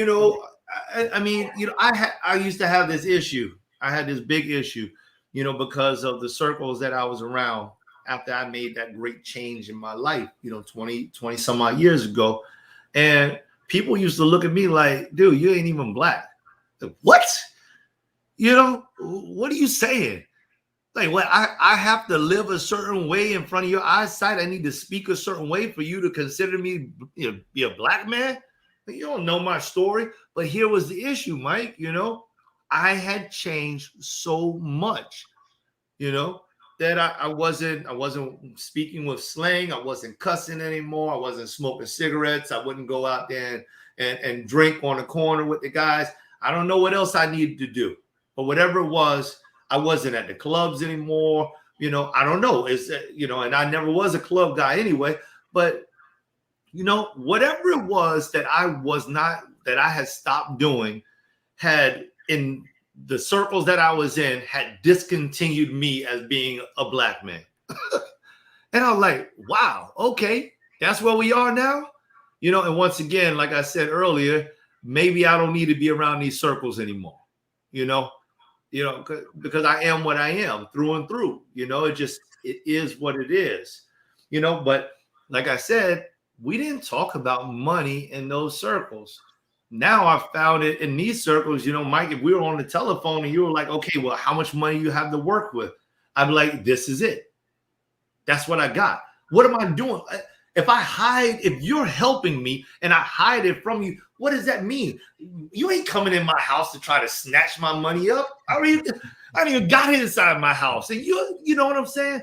But we can't get to that next level if we don't share certain types of information. It's not like you ask me for my social security number, but then in your profession, you may need something like that. And so we need to break down these fears that we have inside of ourselves. And some of those fears are inherent to the community and the way that we've been nurtured, and we have to break those things, because in some communities, much like the Black community, we are very fearful of giving people information that has to deal with our individuality, because we believe that it will be used against us or it will be taken from us. Now, that may be a big statement, and maybe that's just a big opinion in somebody's eyesight, but I believe it's true. And we need to be able to get beyond these fears. And some of that may just be switching circles. The other piece is maybe you just, maybe we're just too fearful at the time. There's nothing wrong with being cautious. But if you're going to enter into a business with Mike Seville, you're going to have to give up some information, but he's going to help you to profit. I mean, this house that I'm in right now, that brother right there, he's the one who helped me to get it, And you know what the thing is that how do we combat fear? That's through knowledge. Fear, they said, the acronym that's a lot of people use is it's false evidence appearing as real. False evidence appearing real. So how do you get rid of or how do you get rid of false evidence? You got to serve it with the truth. You got to come with knowledge to what's actually going on. So a lot of these fear-based things just come from lack of information. It's lack of information. It's lack of information from a credible source. And man, I had a show on Monday, and I was going in on them Generation X and baby boomers. I go in on, listen, you seasoned people. Like I'm telling you, I've never, I'm a millennial, so I happen to be around a lot of loud. You're not. What are you? You're ex? No, I'm not no millennial. I missed it by like 2 years. Well, you got a lot, but you got some of our tendencies. You got some of our tendencies. But Generation X and definitely the baby boomers, but they happen to be some of the most loud and wrong people ever, and oftentimes, And oftentimes we mistake age for wisdom. You can easily, some people, you got a couple of gray hairs and all of a sudden you're speaking the truth, but you ain't never did nothing. You've never done anything. You may have wanted to do something, but at this point in time, a lot of those people think time has passed them by. And instead of allowing the next generation to come up and move their feet and say, okay, well, we didn't do what we were supposed to do, or we did as much as we could do. Let's see the next person takes the next level. That doesn't happen. You gotta check. You gotta check and verify where you're getting this information from. And this is something I had to do for myself. Where did I learn these things, and how credible were they? So what ends up happening is after I started to check and verify through my own some of it through my own experiences and actual implementation of certain things, what ended up happening was some of the people that I thought were the wisest people, some people that you think, and I mean coming up, and I mean from a kid, it's different. I mean, when you're a kid, you're 7, 8, 9 years old, and you put these people in such high esteem in your mind. You create it because of how they talk, and they're so sure of themselves. And then you get to a point in life, maybe at 28, 30, you've revered these people for their information and the knowledge that they gave to you, and you come and you find out, man, these people are dead wrong. Yeah, that's not actually how it is. Now that's a paradigm shift, and it could be somewhat shattering, but it's the fact of being the checking and verifying, and unfortunately, a lot of those same people won't even come back because it's an ego thing, right? Like, how can I had an uncle who once told me, he said. I had an uncle who told me, he said, man, listen, he said, sometimes you talk to me about certain things. Of course, he still thinks of me as a child. So he said, but sometimes you talk to me about some things and I just can't tell you right then. But then I go home and I research and I was like, you know what? He was right. You know what I mean?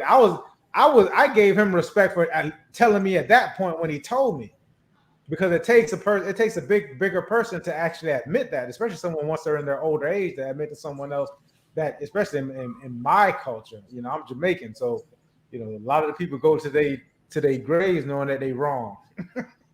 They just because it would shatter their ego, but they say that you're right. But we need more of that to happen.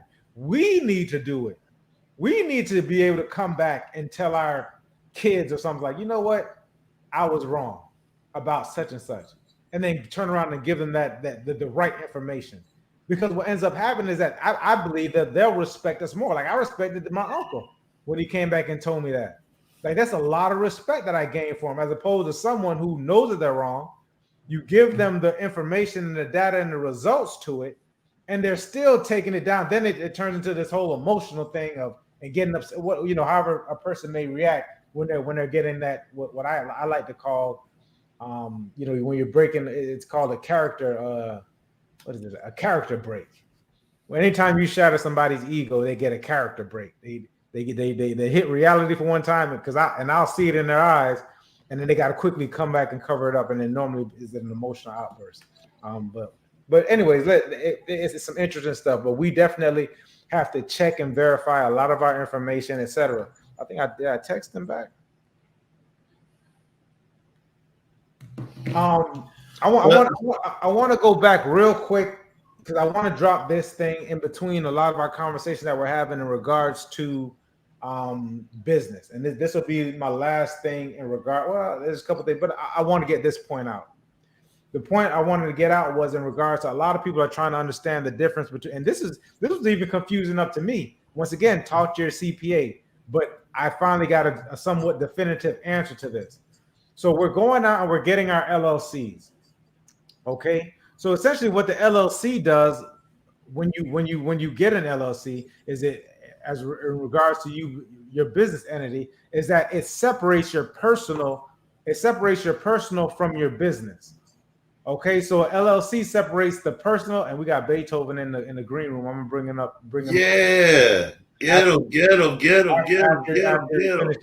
I think he put his makeup on and he's eating. So once he gets eating, I'll bring him in. He don't need no makeup. So it separates your personal from your business. So now if something happens, and if it's under your business name, they can only go after the assets in your business. Whereas before, if you're operating as a business, as a sole proprietor, they can go after your personal assets as well. So of course you want to get that a little bit of the separation between your business. Now, let me throw this in real quick, Mike. Just for those of y'all out there, remember that if you don't go after your LLC, you are essentially acting as a sole proprietor. Right. Automatically. So no choice is a choice. Right. Yeah, no choice. and that's in everything. So please grab that.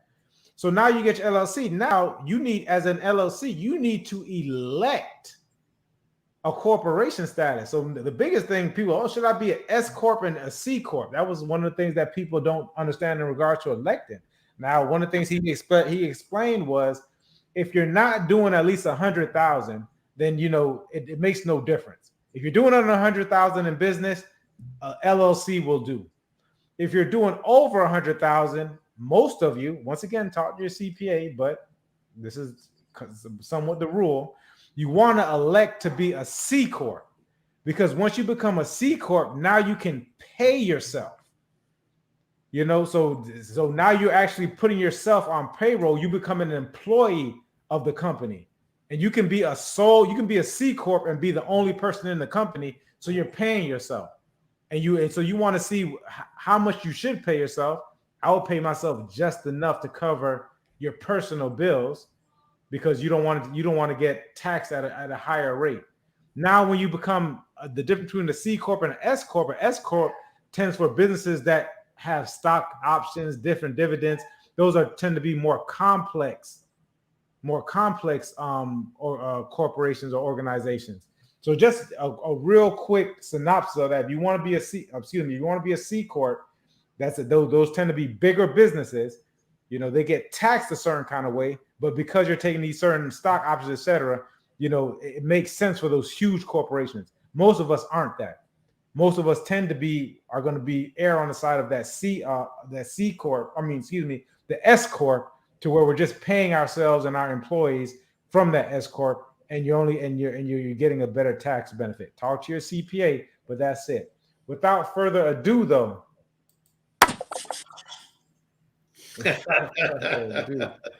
Bringing up, I see it's Young Ho. I'm gonna stop letting you all pick which I put in.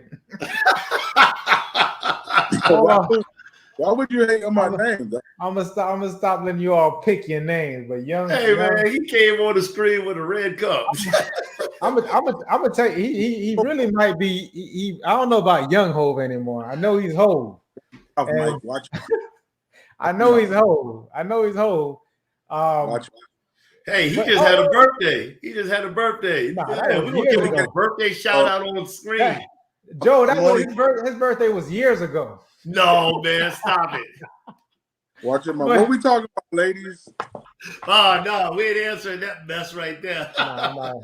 Let me tell you about young when he was young Hove, and I went to Connecticut God. with him. I went to Jeez. Connecticut. I went to Connecticut to his old stomping grounds, and we was walking along the side. I don't know where it was. It looked like a downtown. I know it was like outside of a nightclub or something along those lines. And so we were walking down the street or something. It was a guy. I guess he must have seen Beethoven from, inside, and he came outside. And he was like, "If you ever saw Coming to America, when he was when the guy was at the basketball game, he was like, "Oh my God, I can't believe it's you." It's you. The guy came out. He was like, "Oh my God." He was like, "It's Hove. Hove, son. Yo, son, Hove. I can't believe it." I said to the side, I was like, it was like Hove had returned. Hove had returned. Well, but essentially, first off, welcome. We got the incomparable Beethoven Francois on the show. Glad to see him. Congratulations on your show, man. Glad to see One him. thing, consistency is important. You guys got that on the show, man. Say it again, brother. I said congratulations on the show. One thing I've learned, consistency is so important. You guys are definitely hard. Appreciate you. We appreciate you. That's a lot coming from you, brother. We appreciate you. Yeah. So the topic we kind of were going back and forth. One of the topics we were talking about business. I just came from a business meeting that was essentially setting up the business for next year. So it was a 4-hour meeting with my real estate coach. It was awesome. He brought in a couple of different speakers. Basically talking about the difference between being a hustler, grinder / salesperson and actually being a business owner. So in the real estate space, that's huge. In Palm Beach County, we have 20-something thousand realtors.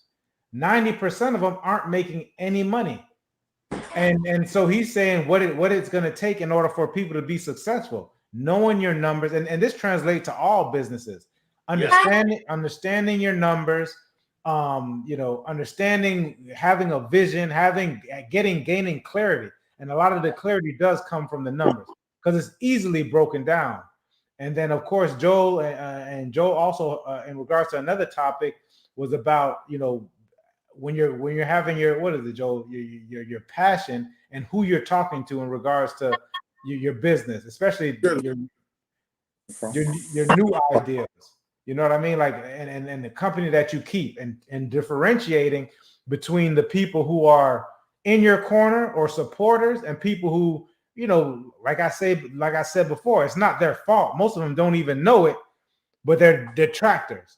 And so you kind of got to separate yourself from you got to kind of separate yourself. Elevation requires separation was a quote that I brought up, because there's a lot of people and these people tend to be at the time very close to you. They could be your parents for some people. They could be wives or husbands, significant others for other people. They could be brothers, they can be cousins, they can be best friends, etc. But they, like I said, they may not necessarily know that they're being negative, but they are, especially when you're attempting to go to the next level. So you could pick any one of those topics, because I think you have definitely some experience in all of them. Yeah, I think for me, hustler. A hustle is something I believe whatever business venture you're in, you need to be. You need to have, like, I think a hustle action. What's a verb? Is verb to action? Me and the school thing don't get along. A noun and a verb. The verb is the action. So I think a verb, the hustler should be more defined as a verb. A businessman with no hustle still won't move. You know, like I'll take a hustler before a businessman any day of the week because a hustler gonna figure it out. I think we have to find out and define what that word is, and really take it into which I understand a perspective also because I had to adjust my mentality. It also depends on the culture you're talking about. So I was from being a street hustler and moving around and doing events and doing parties, like you get lost in that space, but I never lost the grind, the hustle, and becoming a stronger businessman. I think it's going how you define, how how you put all that stuff in perspective. But I think you always need to be a hustler. You always need to have that hustle. But when you get finer with wine, whatever you get finer with time or whatever the definition is, I think for me, the secret to all of it is when you're able to build within and define who you are as a person, you then become a better business person, a better hustler, a better whatever you want to be, whatever title you want, you'll become better at it once you define, when you start getting better with yourself. That's my experience with it. But I don't want to downplay the word hustle anymore. I don't want to discredit the hustler. I don't want to take that away from him. I think there's definitely a growing process within yourself, within your business organization, that you have to really lock in and find out what those systems are in the company that's going to elevate. But if you're not a hustler, if you don't got that hustle drive in you, the next level don't come to those that don't hustle. I don't know if it makes sense to you guys. You understand what I'm saying? I know you're on the Metro PCS internet. Watch your mouth. Man, come on, Mike. Come on, man. But I did hear it, and I think there's levels to it, right? So for me, I think most people who are even thinking about going into business, they tend to have like you'll be a hustler, you'll be a grinder, and there's a time for it. So I think being a hustler or a grinder is it's an immature. It's at the immature. Let me find a better word for it. It's at the beginning stages. Is when you're doing hustling and grinding. Being a business person, being a businessman, is going to be the next level of it, because you can essentially hustle for the rest of your life and never actually attain being a business, but you can't but the business is the next is you becoming the next thing, because a hustler doesn't have to have process or systems. A hustler is more so built on themselves. You can't be a business doing it on your own. You have to start leveraging other systems. You have to start leveraging processes. So if you just strive to be a hustler the entire time and not to have have the business acumen and have the business sense, then it's just two things. I just think it's I'm gonna call it what it is. It's an immature business it's the immaturity of it, and then you mature into a business person at the end of the day. I think it's all how you look at it. I think once again, for me, hustle is a culture. Hustler is the verb. Hustler is the action. Hustler is not the title. Hustling is the verb. Hustler is the noun. So hustling is definitely the verb, is the action, most definitely.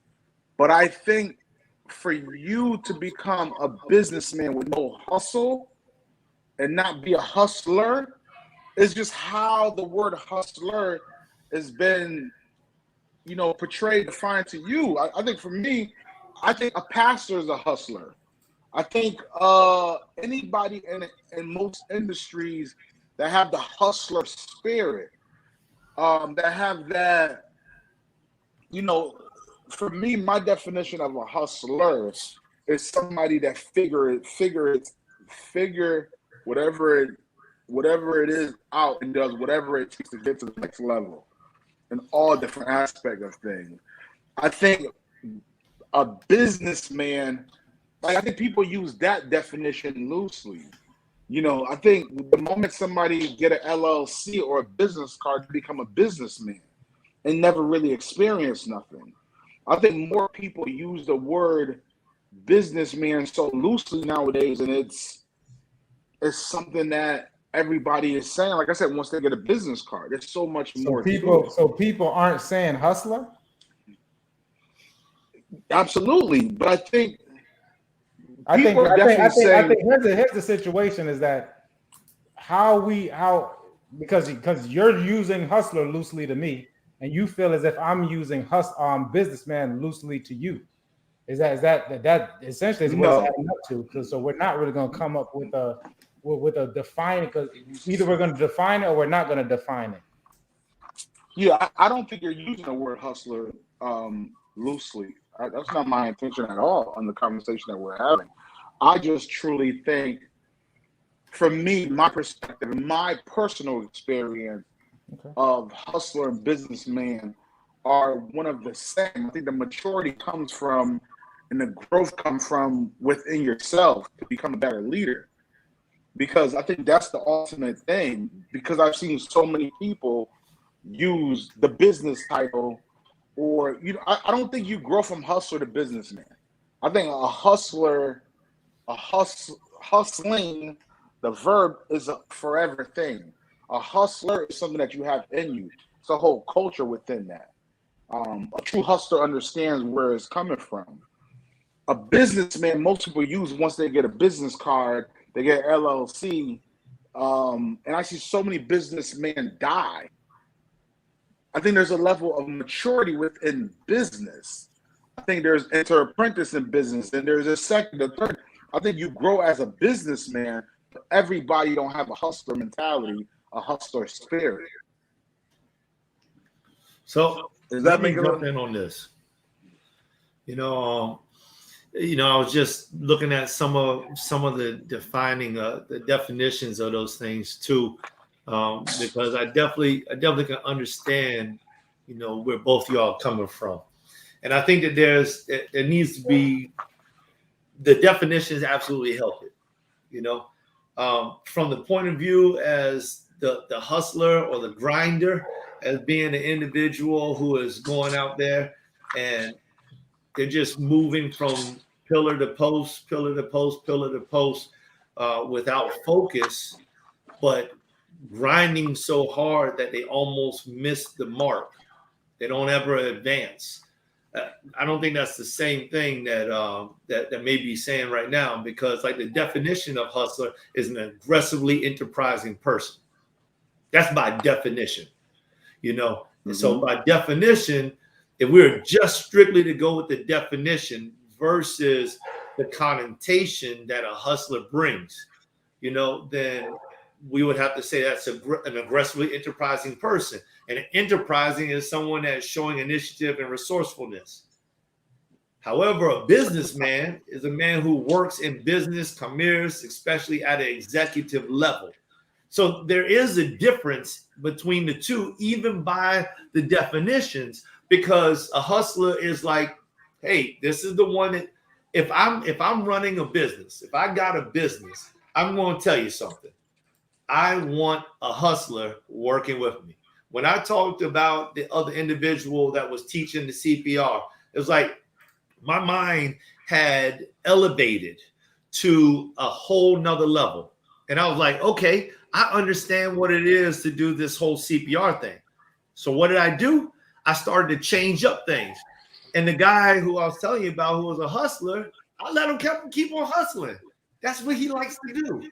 I want him to hustle. I want him to go out there and get every single little job. And if he doesn't want to get paid a whole lot of money, or if his time is worth that, fine, go ahead. You can do that, because that's good for you. It doesn't bother me. It doesn't affect my bottom line. I would love to have more hustlers working inside my business, because I know that they're going to go out and help me to expand it. But on the higher level of things, I'm not looking to move everything at one point in time. What I'm looking to do is to leverage my knowledge and my experience to make large moves that produce lasting results. That's what I want to do. And so I think that may be the difference between the two of them, a hustler versus a businessman. So I think that everybody has to have a little hustle in them, and that is the idea to aggressively pursue the enterprise that you are seeking to be a part of or to work in. But at some point in time, we have to take an executive level mindset and begin to move things like we're playing chess. Because the thing about chess, and I think that you mentioned this later on in your seven pros and cons, Mike. The thing about chess, B, is that I play every move to win the game, but you cannot see that I'm looking to win the game from every move. A hustler is almost kind of like there's A, B, and C that can make me money, so I will do A, B, and C. A businessman is like A, B, and C will make me money, but only C will draw in cash flow. So I'm going to drop my money in C, and I'm going to focus my attention on C, because C is going to give me longevity. And so at that point in time, if I got somebody who still wants to work A and it doesn't cost me, it doesn't affect my bottom line, or maybe it brings me a small amount, hey, I need you to do that. Do A. And if I got another one that's going to do B, do B.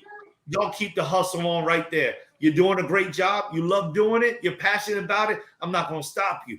But my focus is on C, because I'm looking for cash flow. I'm looking for assets. I need for this to build, and I need for it to pay for itself, because if I want to feed my family in the long term, then I can't do the hustle anymore. And before I leave the screen, I'm going to put it to you this way. And I'm gonna use, I'll use Master P. Master P. I think, and I think that I don't know where he is. B, maybe you or Mike, you can tell me where he is now. B, I know you're still in the hip hop. You do a lot in the hip hop industry, so I know you're well versed in that as well. But Master P, he got in, and I'll never forget, because this is 25 years ago, 24 years ago, when he was strong with the No Limit Soldiers. And I'll never forget part of his lyrics when he said that he was selling the records like they were dope. And I was like, what? You got to be out of your mind. And so what he looked at was, he was putting out records, y'all correct me if I'm wrong, like every month or something like every that. Week, every week. Every week, whatever his name, the Shocker and this guy, and they didn't even have to be good. Every single album sounded exactly alike. And all you knew is, nah. And as long as you heard that, you were like, oh yeah. And everybody was, yeah, we were throwing it up, going wild for Master P. Then he went into movies. The movies he just created like another Scarface. Horrible movie, but I bought them all. You know what I mean?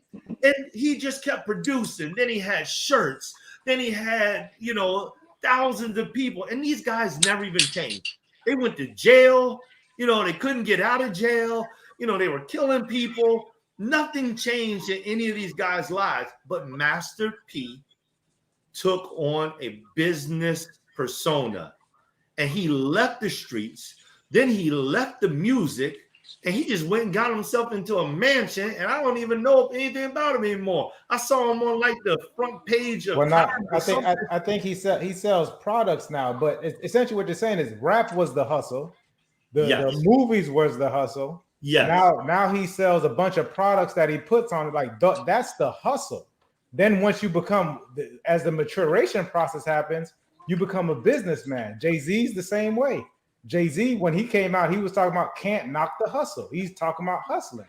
Yeah. Now, then he emerged to I'm a business. I'm not just a businessman. I'm a business man. So it's just a maturation process of it. And I get it. You want a hustler's mentality and hustler's spirit, which is excellent. But a businessman is going to hire those hustlers because a businessman is not going to put forth all that energy into these different things. He's going to think more so of the overall broad scope of it. Okay, rap's not doing, or my time with rap has ended with Master P. No more No Limit Soldiers. I need to put out these movies. Oh, these movies is not hidden. Okay. Oh, I found products because that's one of the things he said. Now he says I deal with products because I don't have to deal with the personalities of the people who are in music and who are in the movies. I can just deal with this thing. Just gonna sit on the shelf and it doesn't talk back to me. It's not going to whatever the case may be. So he definitely has. But Master P does have a hustler's mentality, but he matured into this business person, and he just used his different hustles in order to continue to get him his money. I think that's, to me, that's the difference. I'm not downplaying the hustlers. I think everyone at some point, when I first started out, it was a hustle. I'm hustling, and I'm moving, and I won't stop. What do you need me to go down? When real estate. Oh, you want me to work? You want me to show a house in Miami? I'll show somebody a house in Miami. You want me to just show you a house in whatever? Because I'm hustling.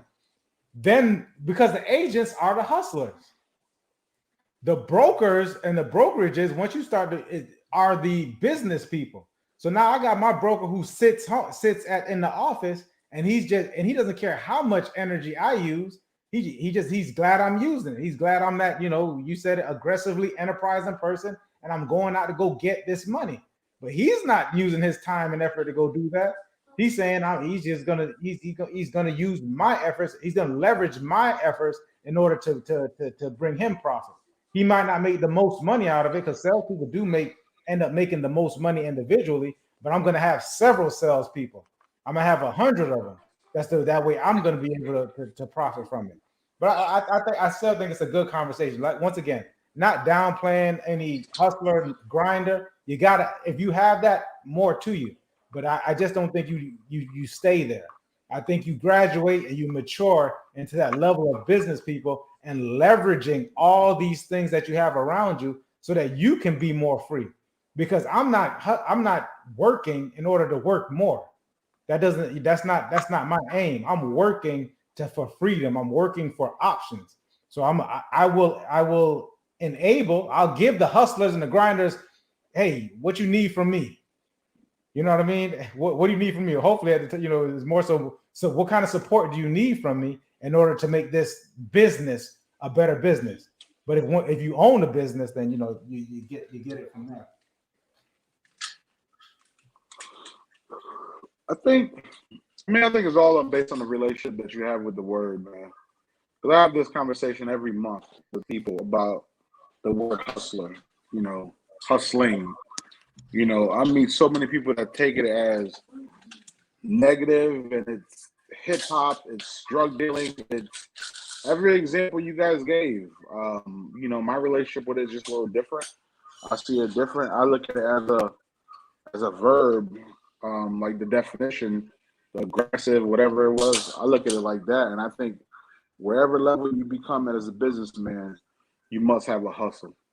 That's just how I look at it. But it's not that I don't want to downplay the word. I don't know what word I'm supposed to use when it comes to growth as a businessman. I think it just comes with it. Because even whatever level you become, from a realtor to a broker, trust me, the broker got some hustle in him. He's just now using agents to get him what he needs.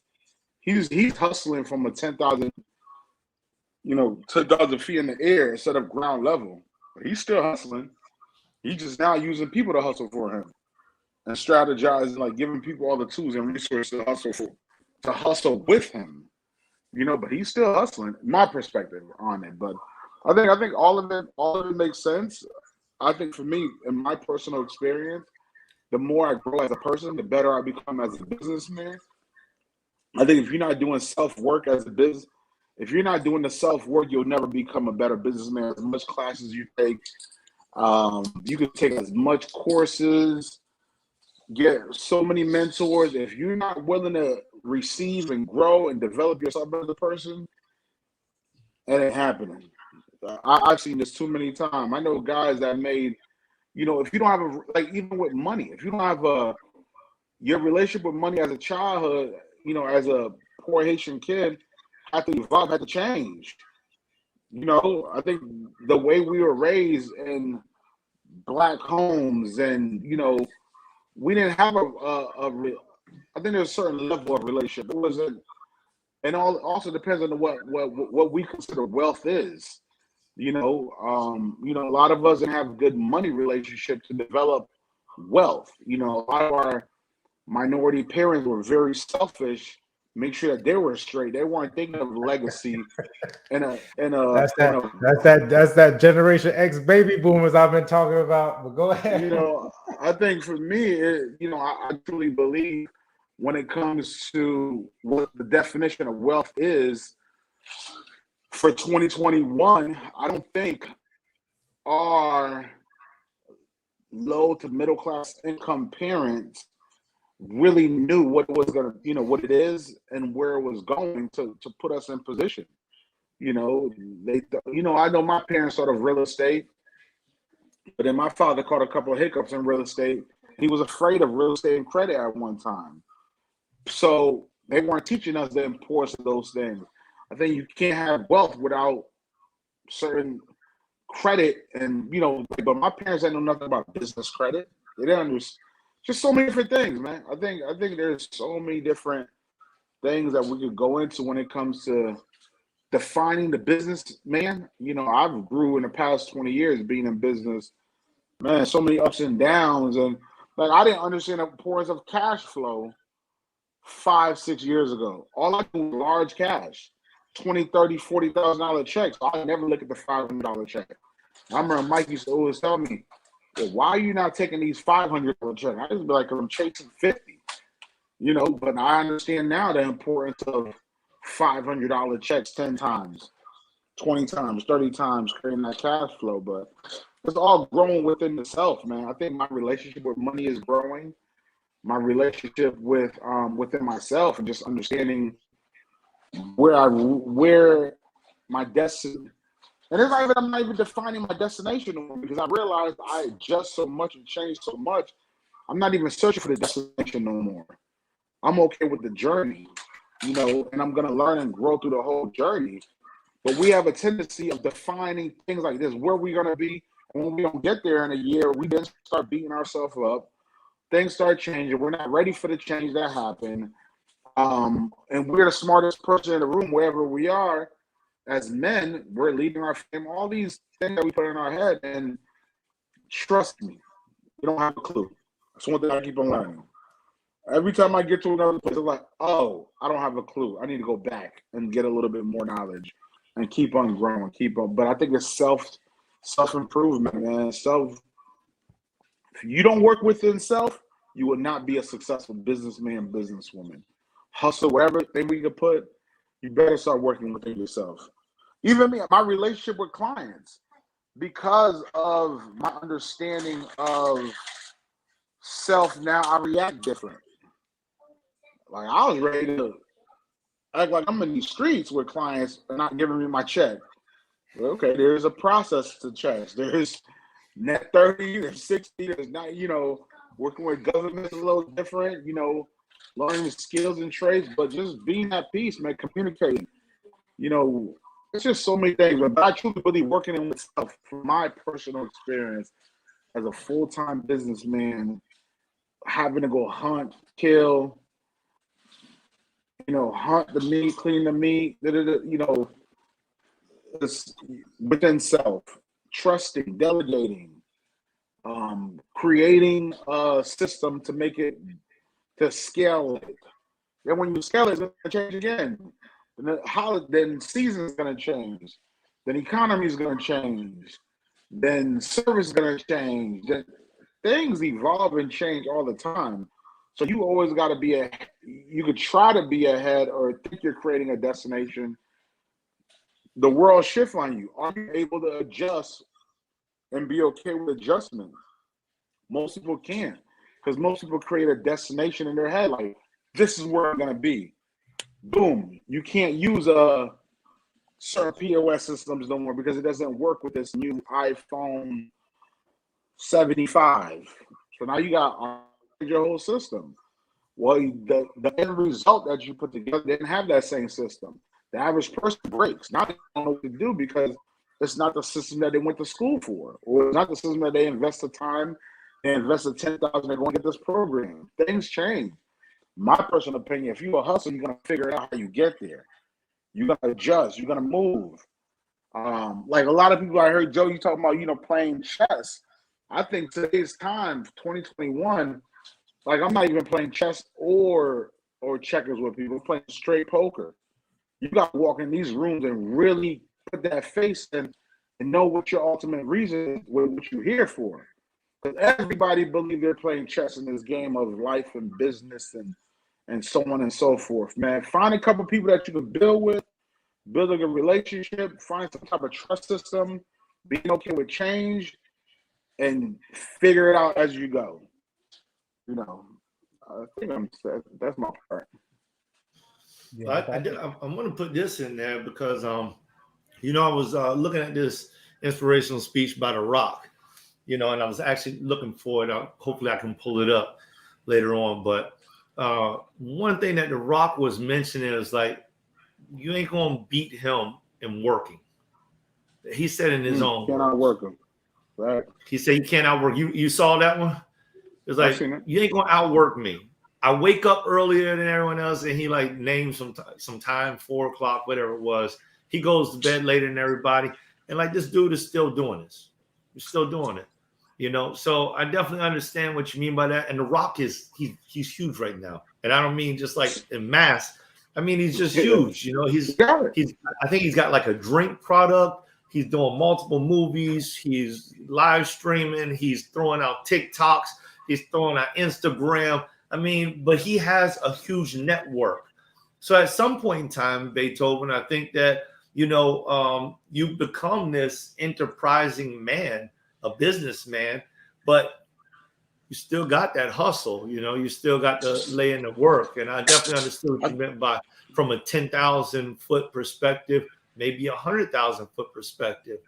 I will say this though, there is a difference. I'm going to hit you back on that chess versus poker type of thing, because the difference in those two types of games is this, in chess, it's multiple moves down the road and the opponent. And I think that one of the greatest things that you can play in chess is yourself, and being able to master yourself will make you a greater master in whatever you do in this world.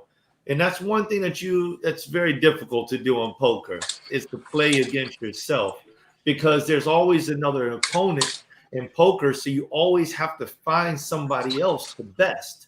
But in chess, you don't need to find somebody else the best.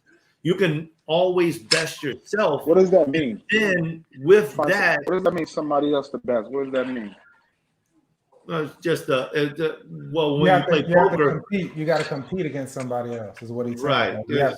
There's somebody else out there that has to set a higher bar. And you were mentioning how and like this hustler mentality. Whenever you find that you've reached a certain point, you're going to go and find more knowledge and then go higher. Well, if it takes me 20 moves to beat myself, I'm going to go and I'm going to get greater knowledge so that I can beat myself quicker. So learning myself is definitely one of the first stages in being the best me that I could ever be.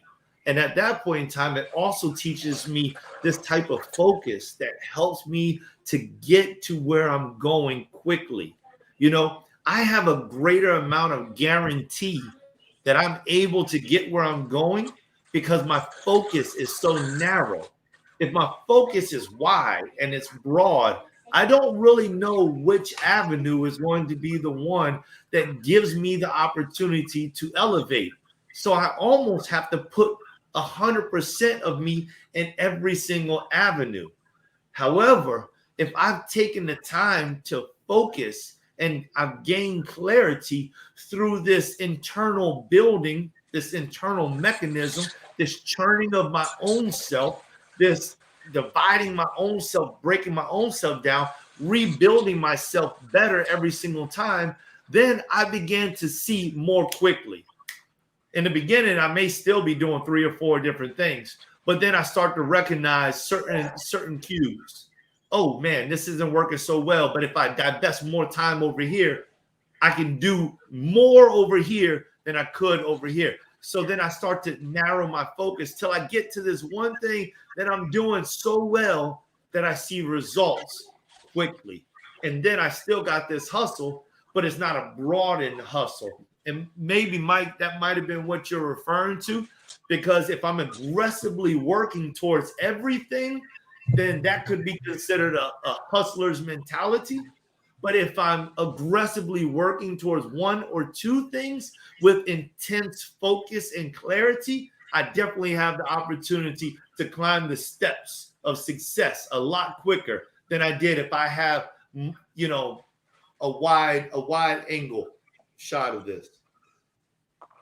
Yeah, I think I don't know if that's what Michael said. I think for me, one of the points, not the hustle part, one of the points that you're making, I think when speaking to younger people, like I have a guy that works for me right now. He's about 22, 23, and he's very skilled. One thing I appreciate about him, he doesn't know where his destination is going to be, but he's okay with trying different things in the industry, still within the industry where there's some type of focus.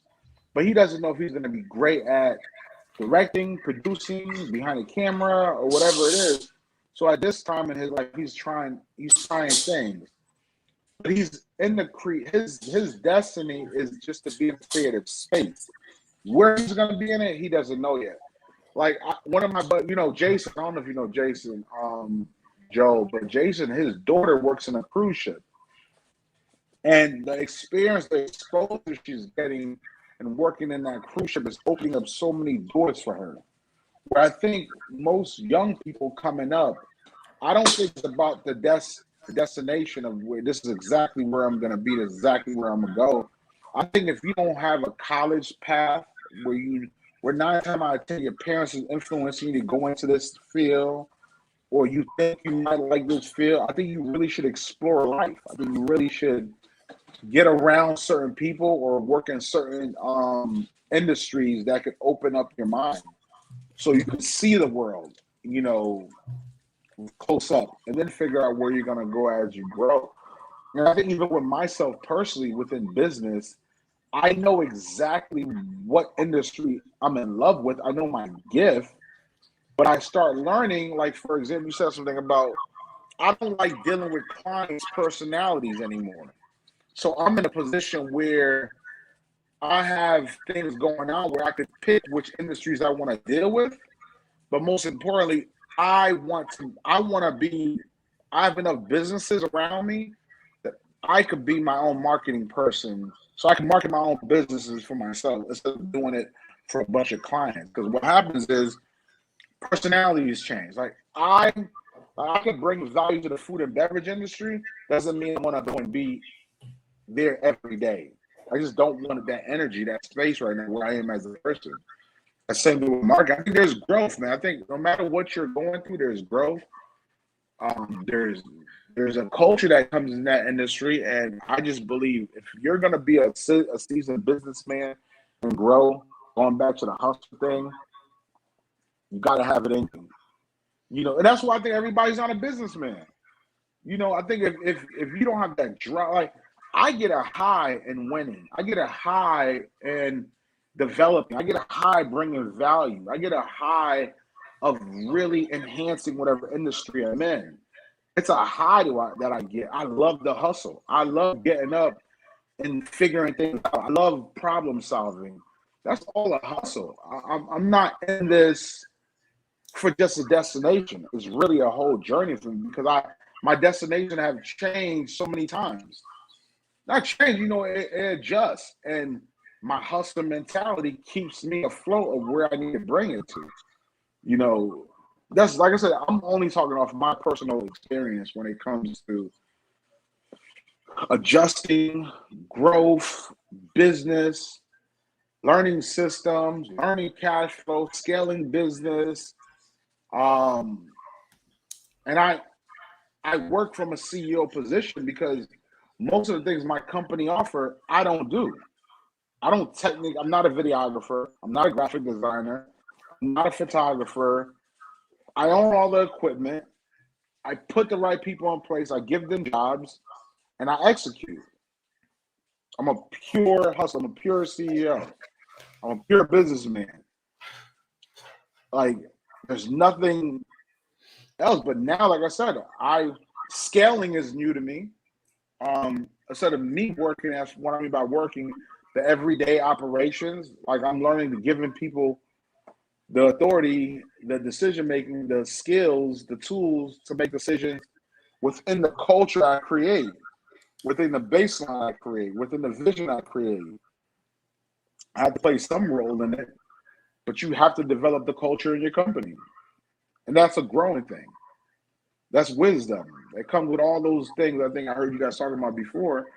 Like, wisdom is a big piece of business. You know, but I've seen this before. I could adjust. Things change, man. Things change, and things are changing rapidly every day. Whoever thought us talking on the phone was going to be a thing? Like, you're literally video. Like, I'm on the cell phone right now. You guys probably in the house, but that's, to me, that's mind blowing.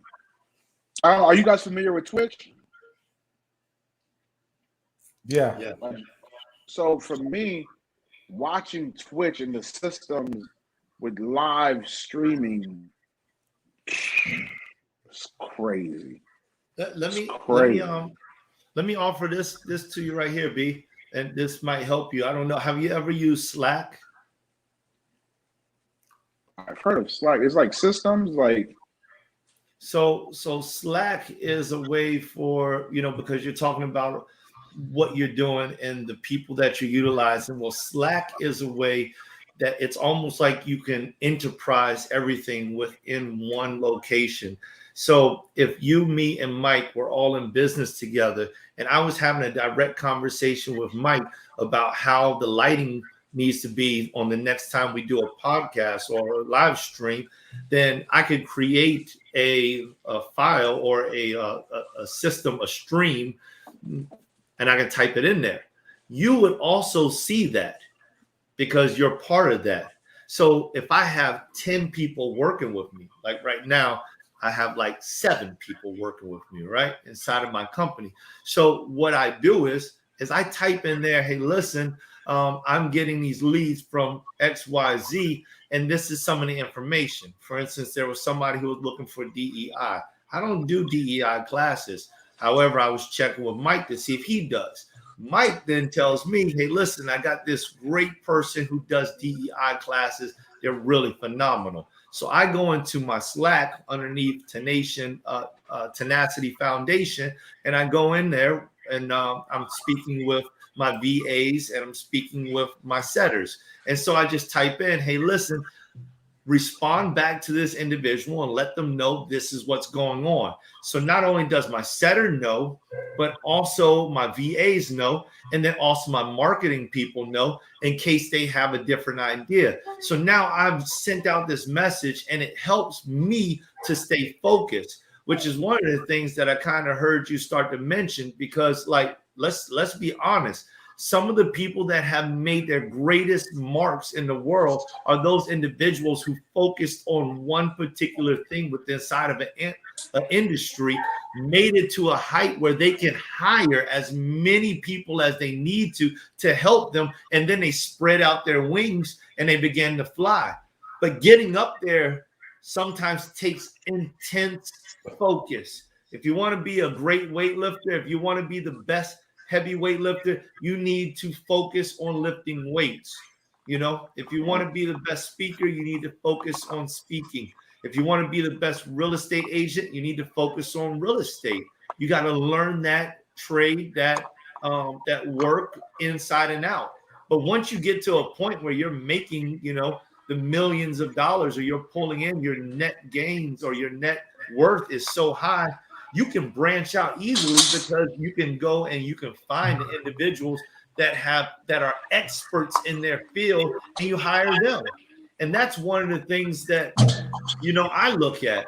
I don't want just anybody working. I want people that are only focused on one particular thing, and then they work that one thing like nobody knows. Because then I know that they're not going to leave the task that I give them and go start working multiple other tasks.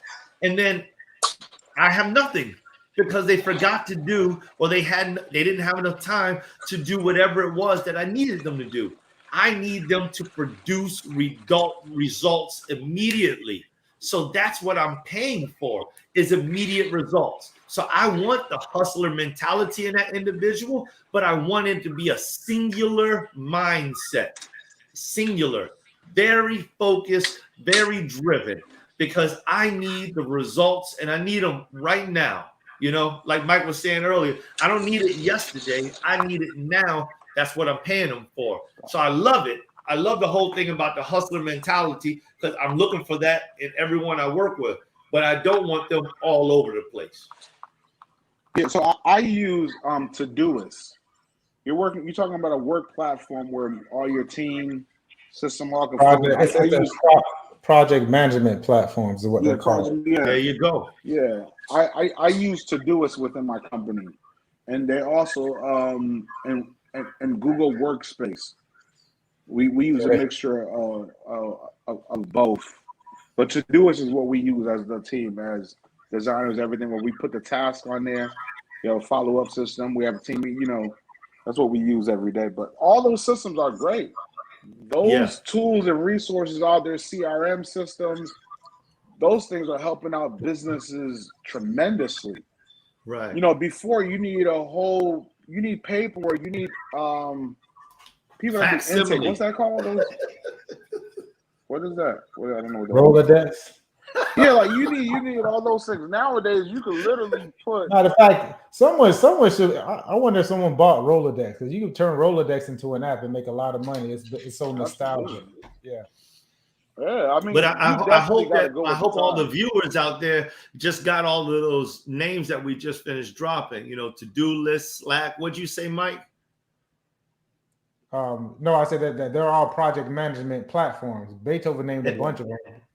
Yeah, so I hope they all got those, because Monday, some of y'all, and getting back to the original topic, about business, especially individuals starting new business, these are some of the things that you need to know and understand, these acronyms and these programs, because you're going to get out there and you're going to be beating your head up against the wall because you're not able to generate the type of clientele that you need to actually stay in business long. If you're not producing results, it's hard to stay in a business. You're gonna eat one for the team. So those types of acronyms and other things will definitely help you out. I have something I'm actually putting out there right now, which I'm giving away, where it's like an entrepreneur's toolbox. I remember when I first got started.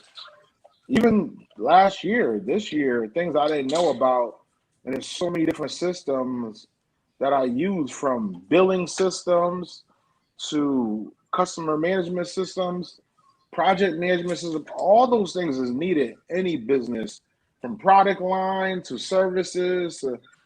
All those things are needed. If you don't have them, you're in trouble. Well, you're not able to scale your business. You're not able to grow the way you need to. If you don't have them, bro. Yeah, I have some. You'll be a hustler for the rest of your life. Yo, listen. Yeah, you're not. I'm joking. Listen, it's been 2.5 hours. I know Joel has family time. My dog has been yelling at me for about 45 minutes. He's ready.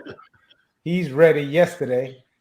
Man, but Beethoven, let the people know exactly, what you got going on. I know you got a lot going on with over at the office. So, shoot, let them know. Let them know who you are, what you do, and how they can get in contact with you.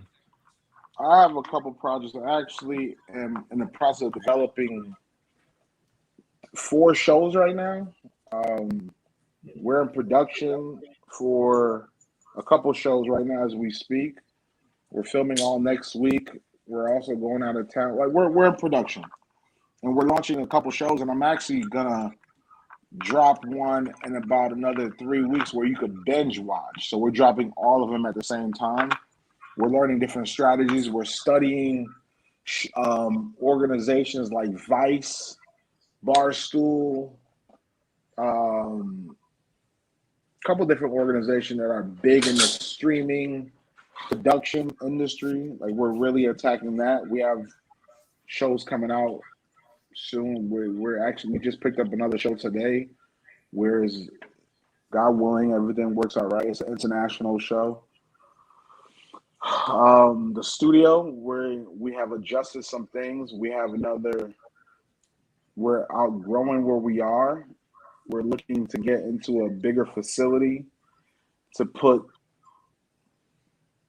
like 4 different industries where we're specializing in right now, which is lifestyle and culture, food and beverage, and the beauty industry. We actually have shows within those things, and we're developing a facility where we could house those different things. Content creation, man. And I'm putting myself out a lot more. You'll see a lot more of me this week. Just Beethoven Go Hard website. Everything is launching in 3 and right timing. I'm too much of trying to perfect my own things. Sometimes the gift of my curse. And I know, Mike, I can hear you every day. Like, man, just drop it.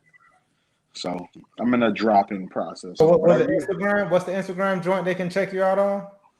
Beethoven Go Hard is going to be the lead to. I'm dropping a lot of the shows on there because of me building the brand of Beethoven Go Hard to send people the direction on. One of the shows is The Stay, which is all hotel experience, a couple of different things. All of it is being packaged up right now, being put together as we speak. But make sure you send that stuff out to us so we can feature those things on our social media platforms as well, man. Absolutely. 1000%. And Joel, I don't know if you know, but Joel is the man on TikTok. So Joel, oh no, I know. Joel is the man on TikTok. Joel, tell him about it.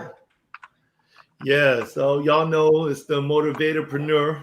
I got it up there on the screen. I'm telling you something. I'm also on Instagram too. It's tenacity_foundation, and we're moving big time, crazy big, and Instagram as well.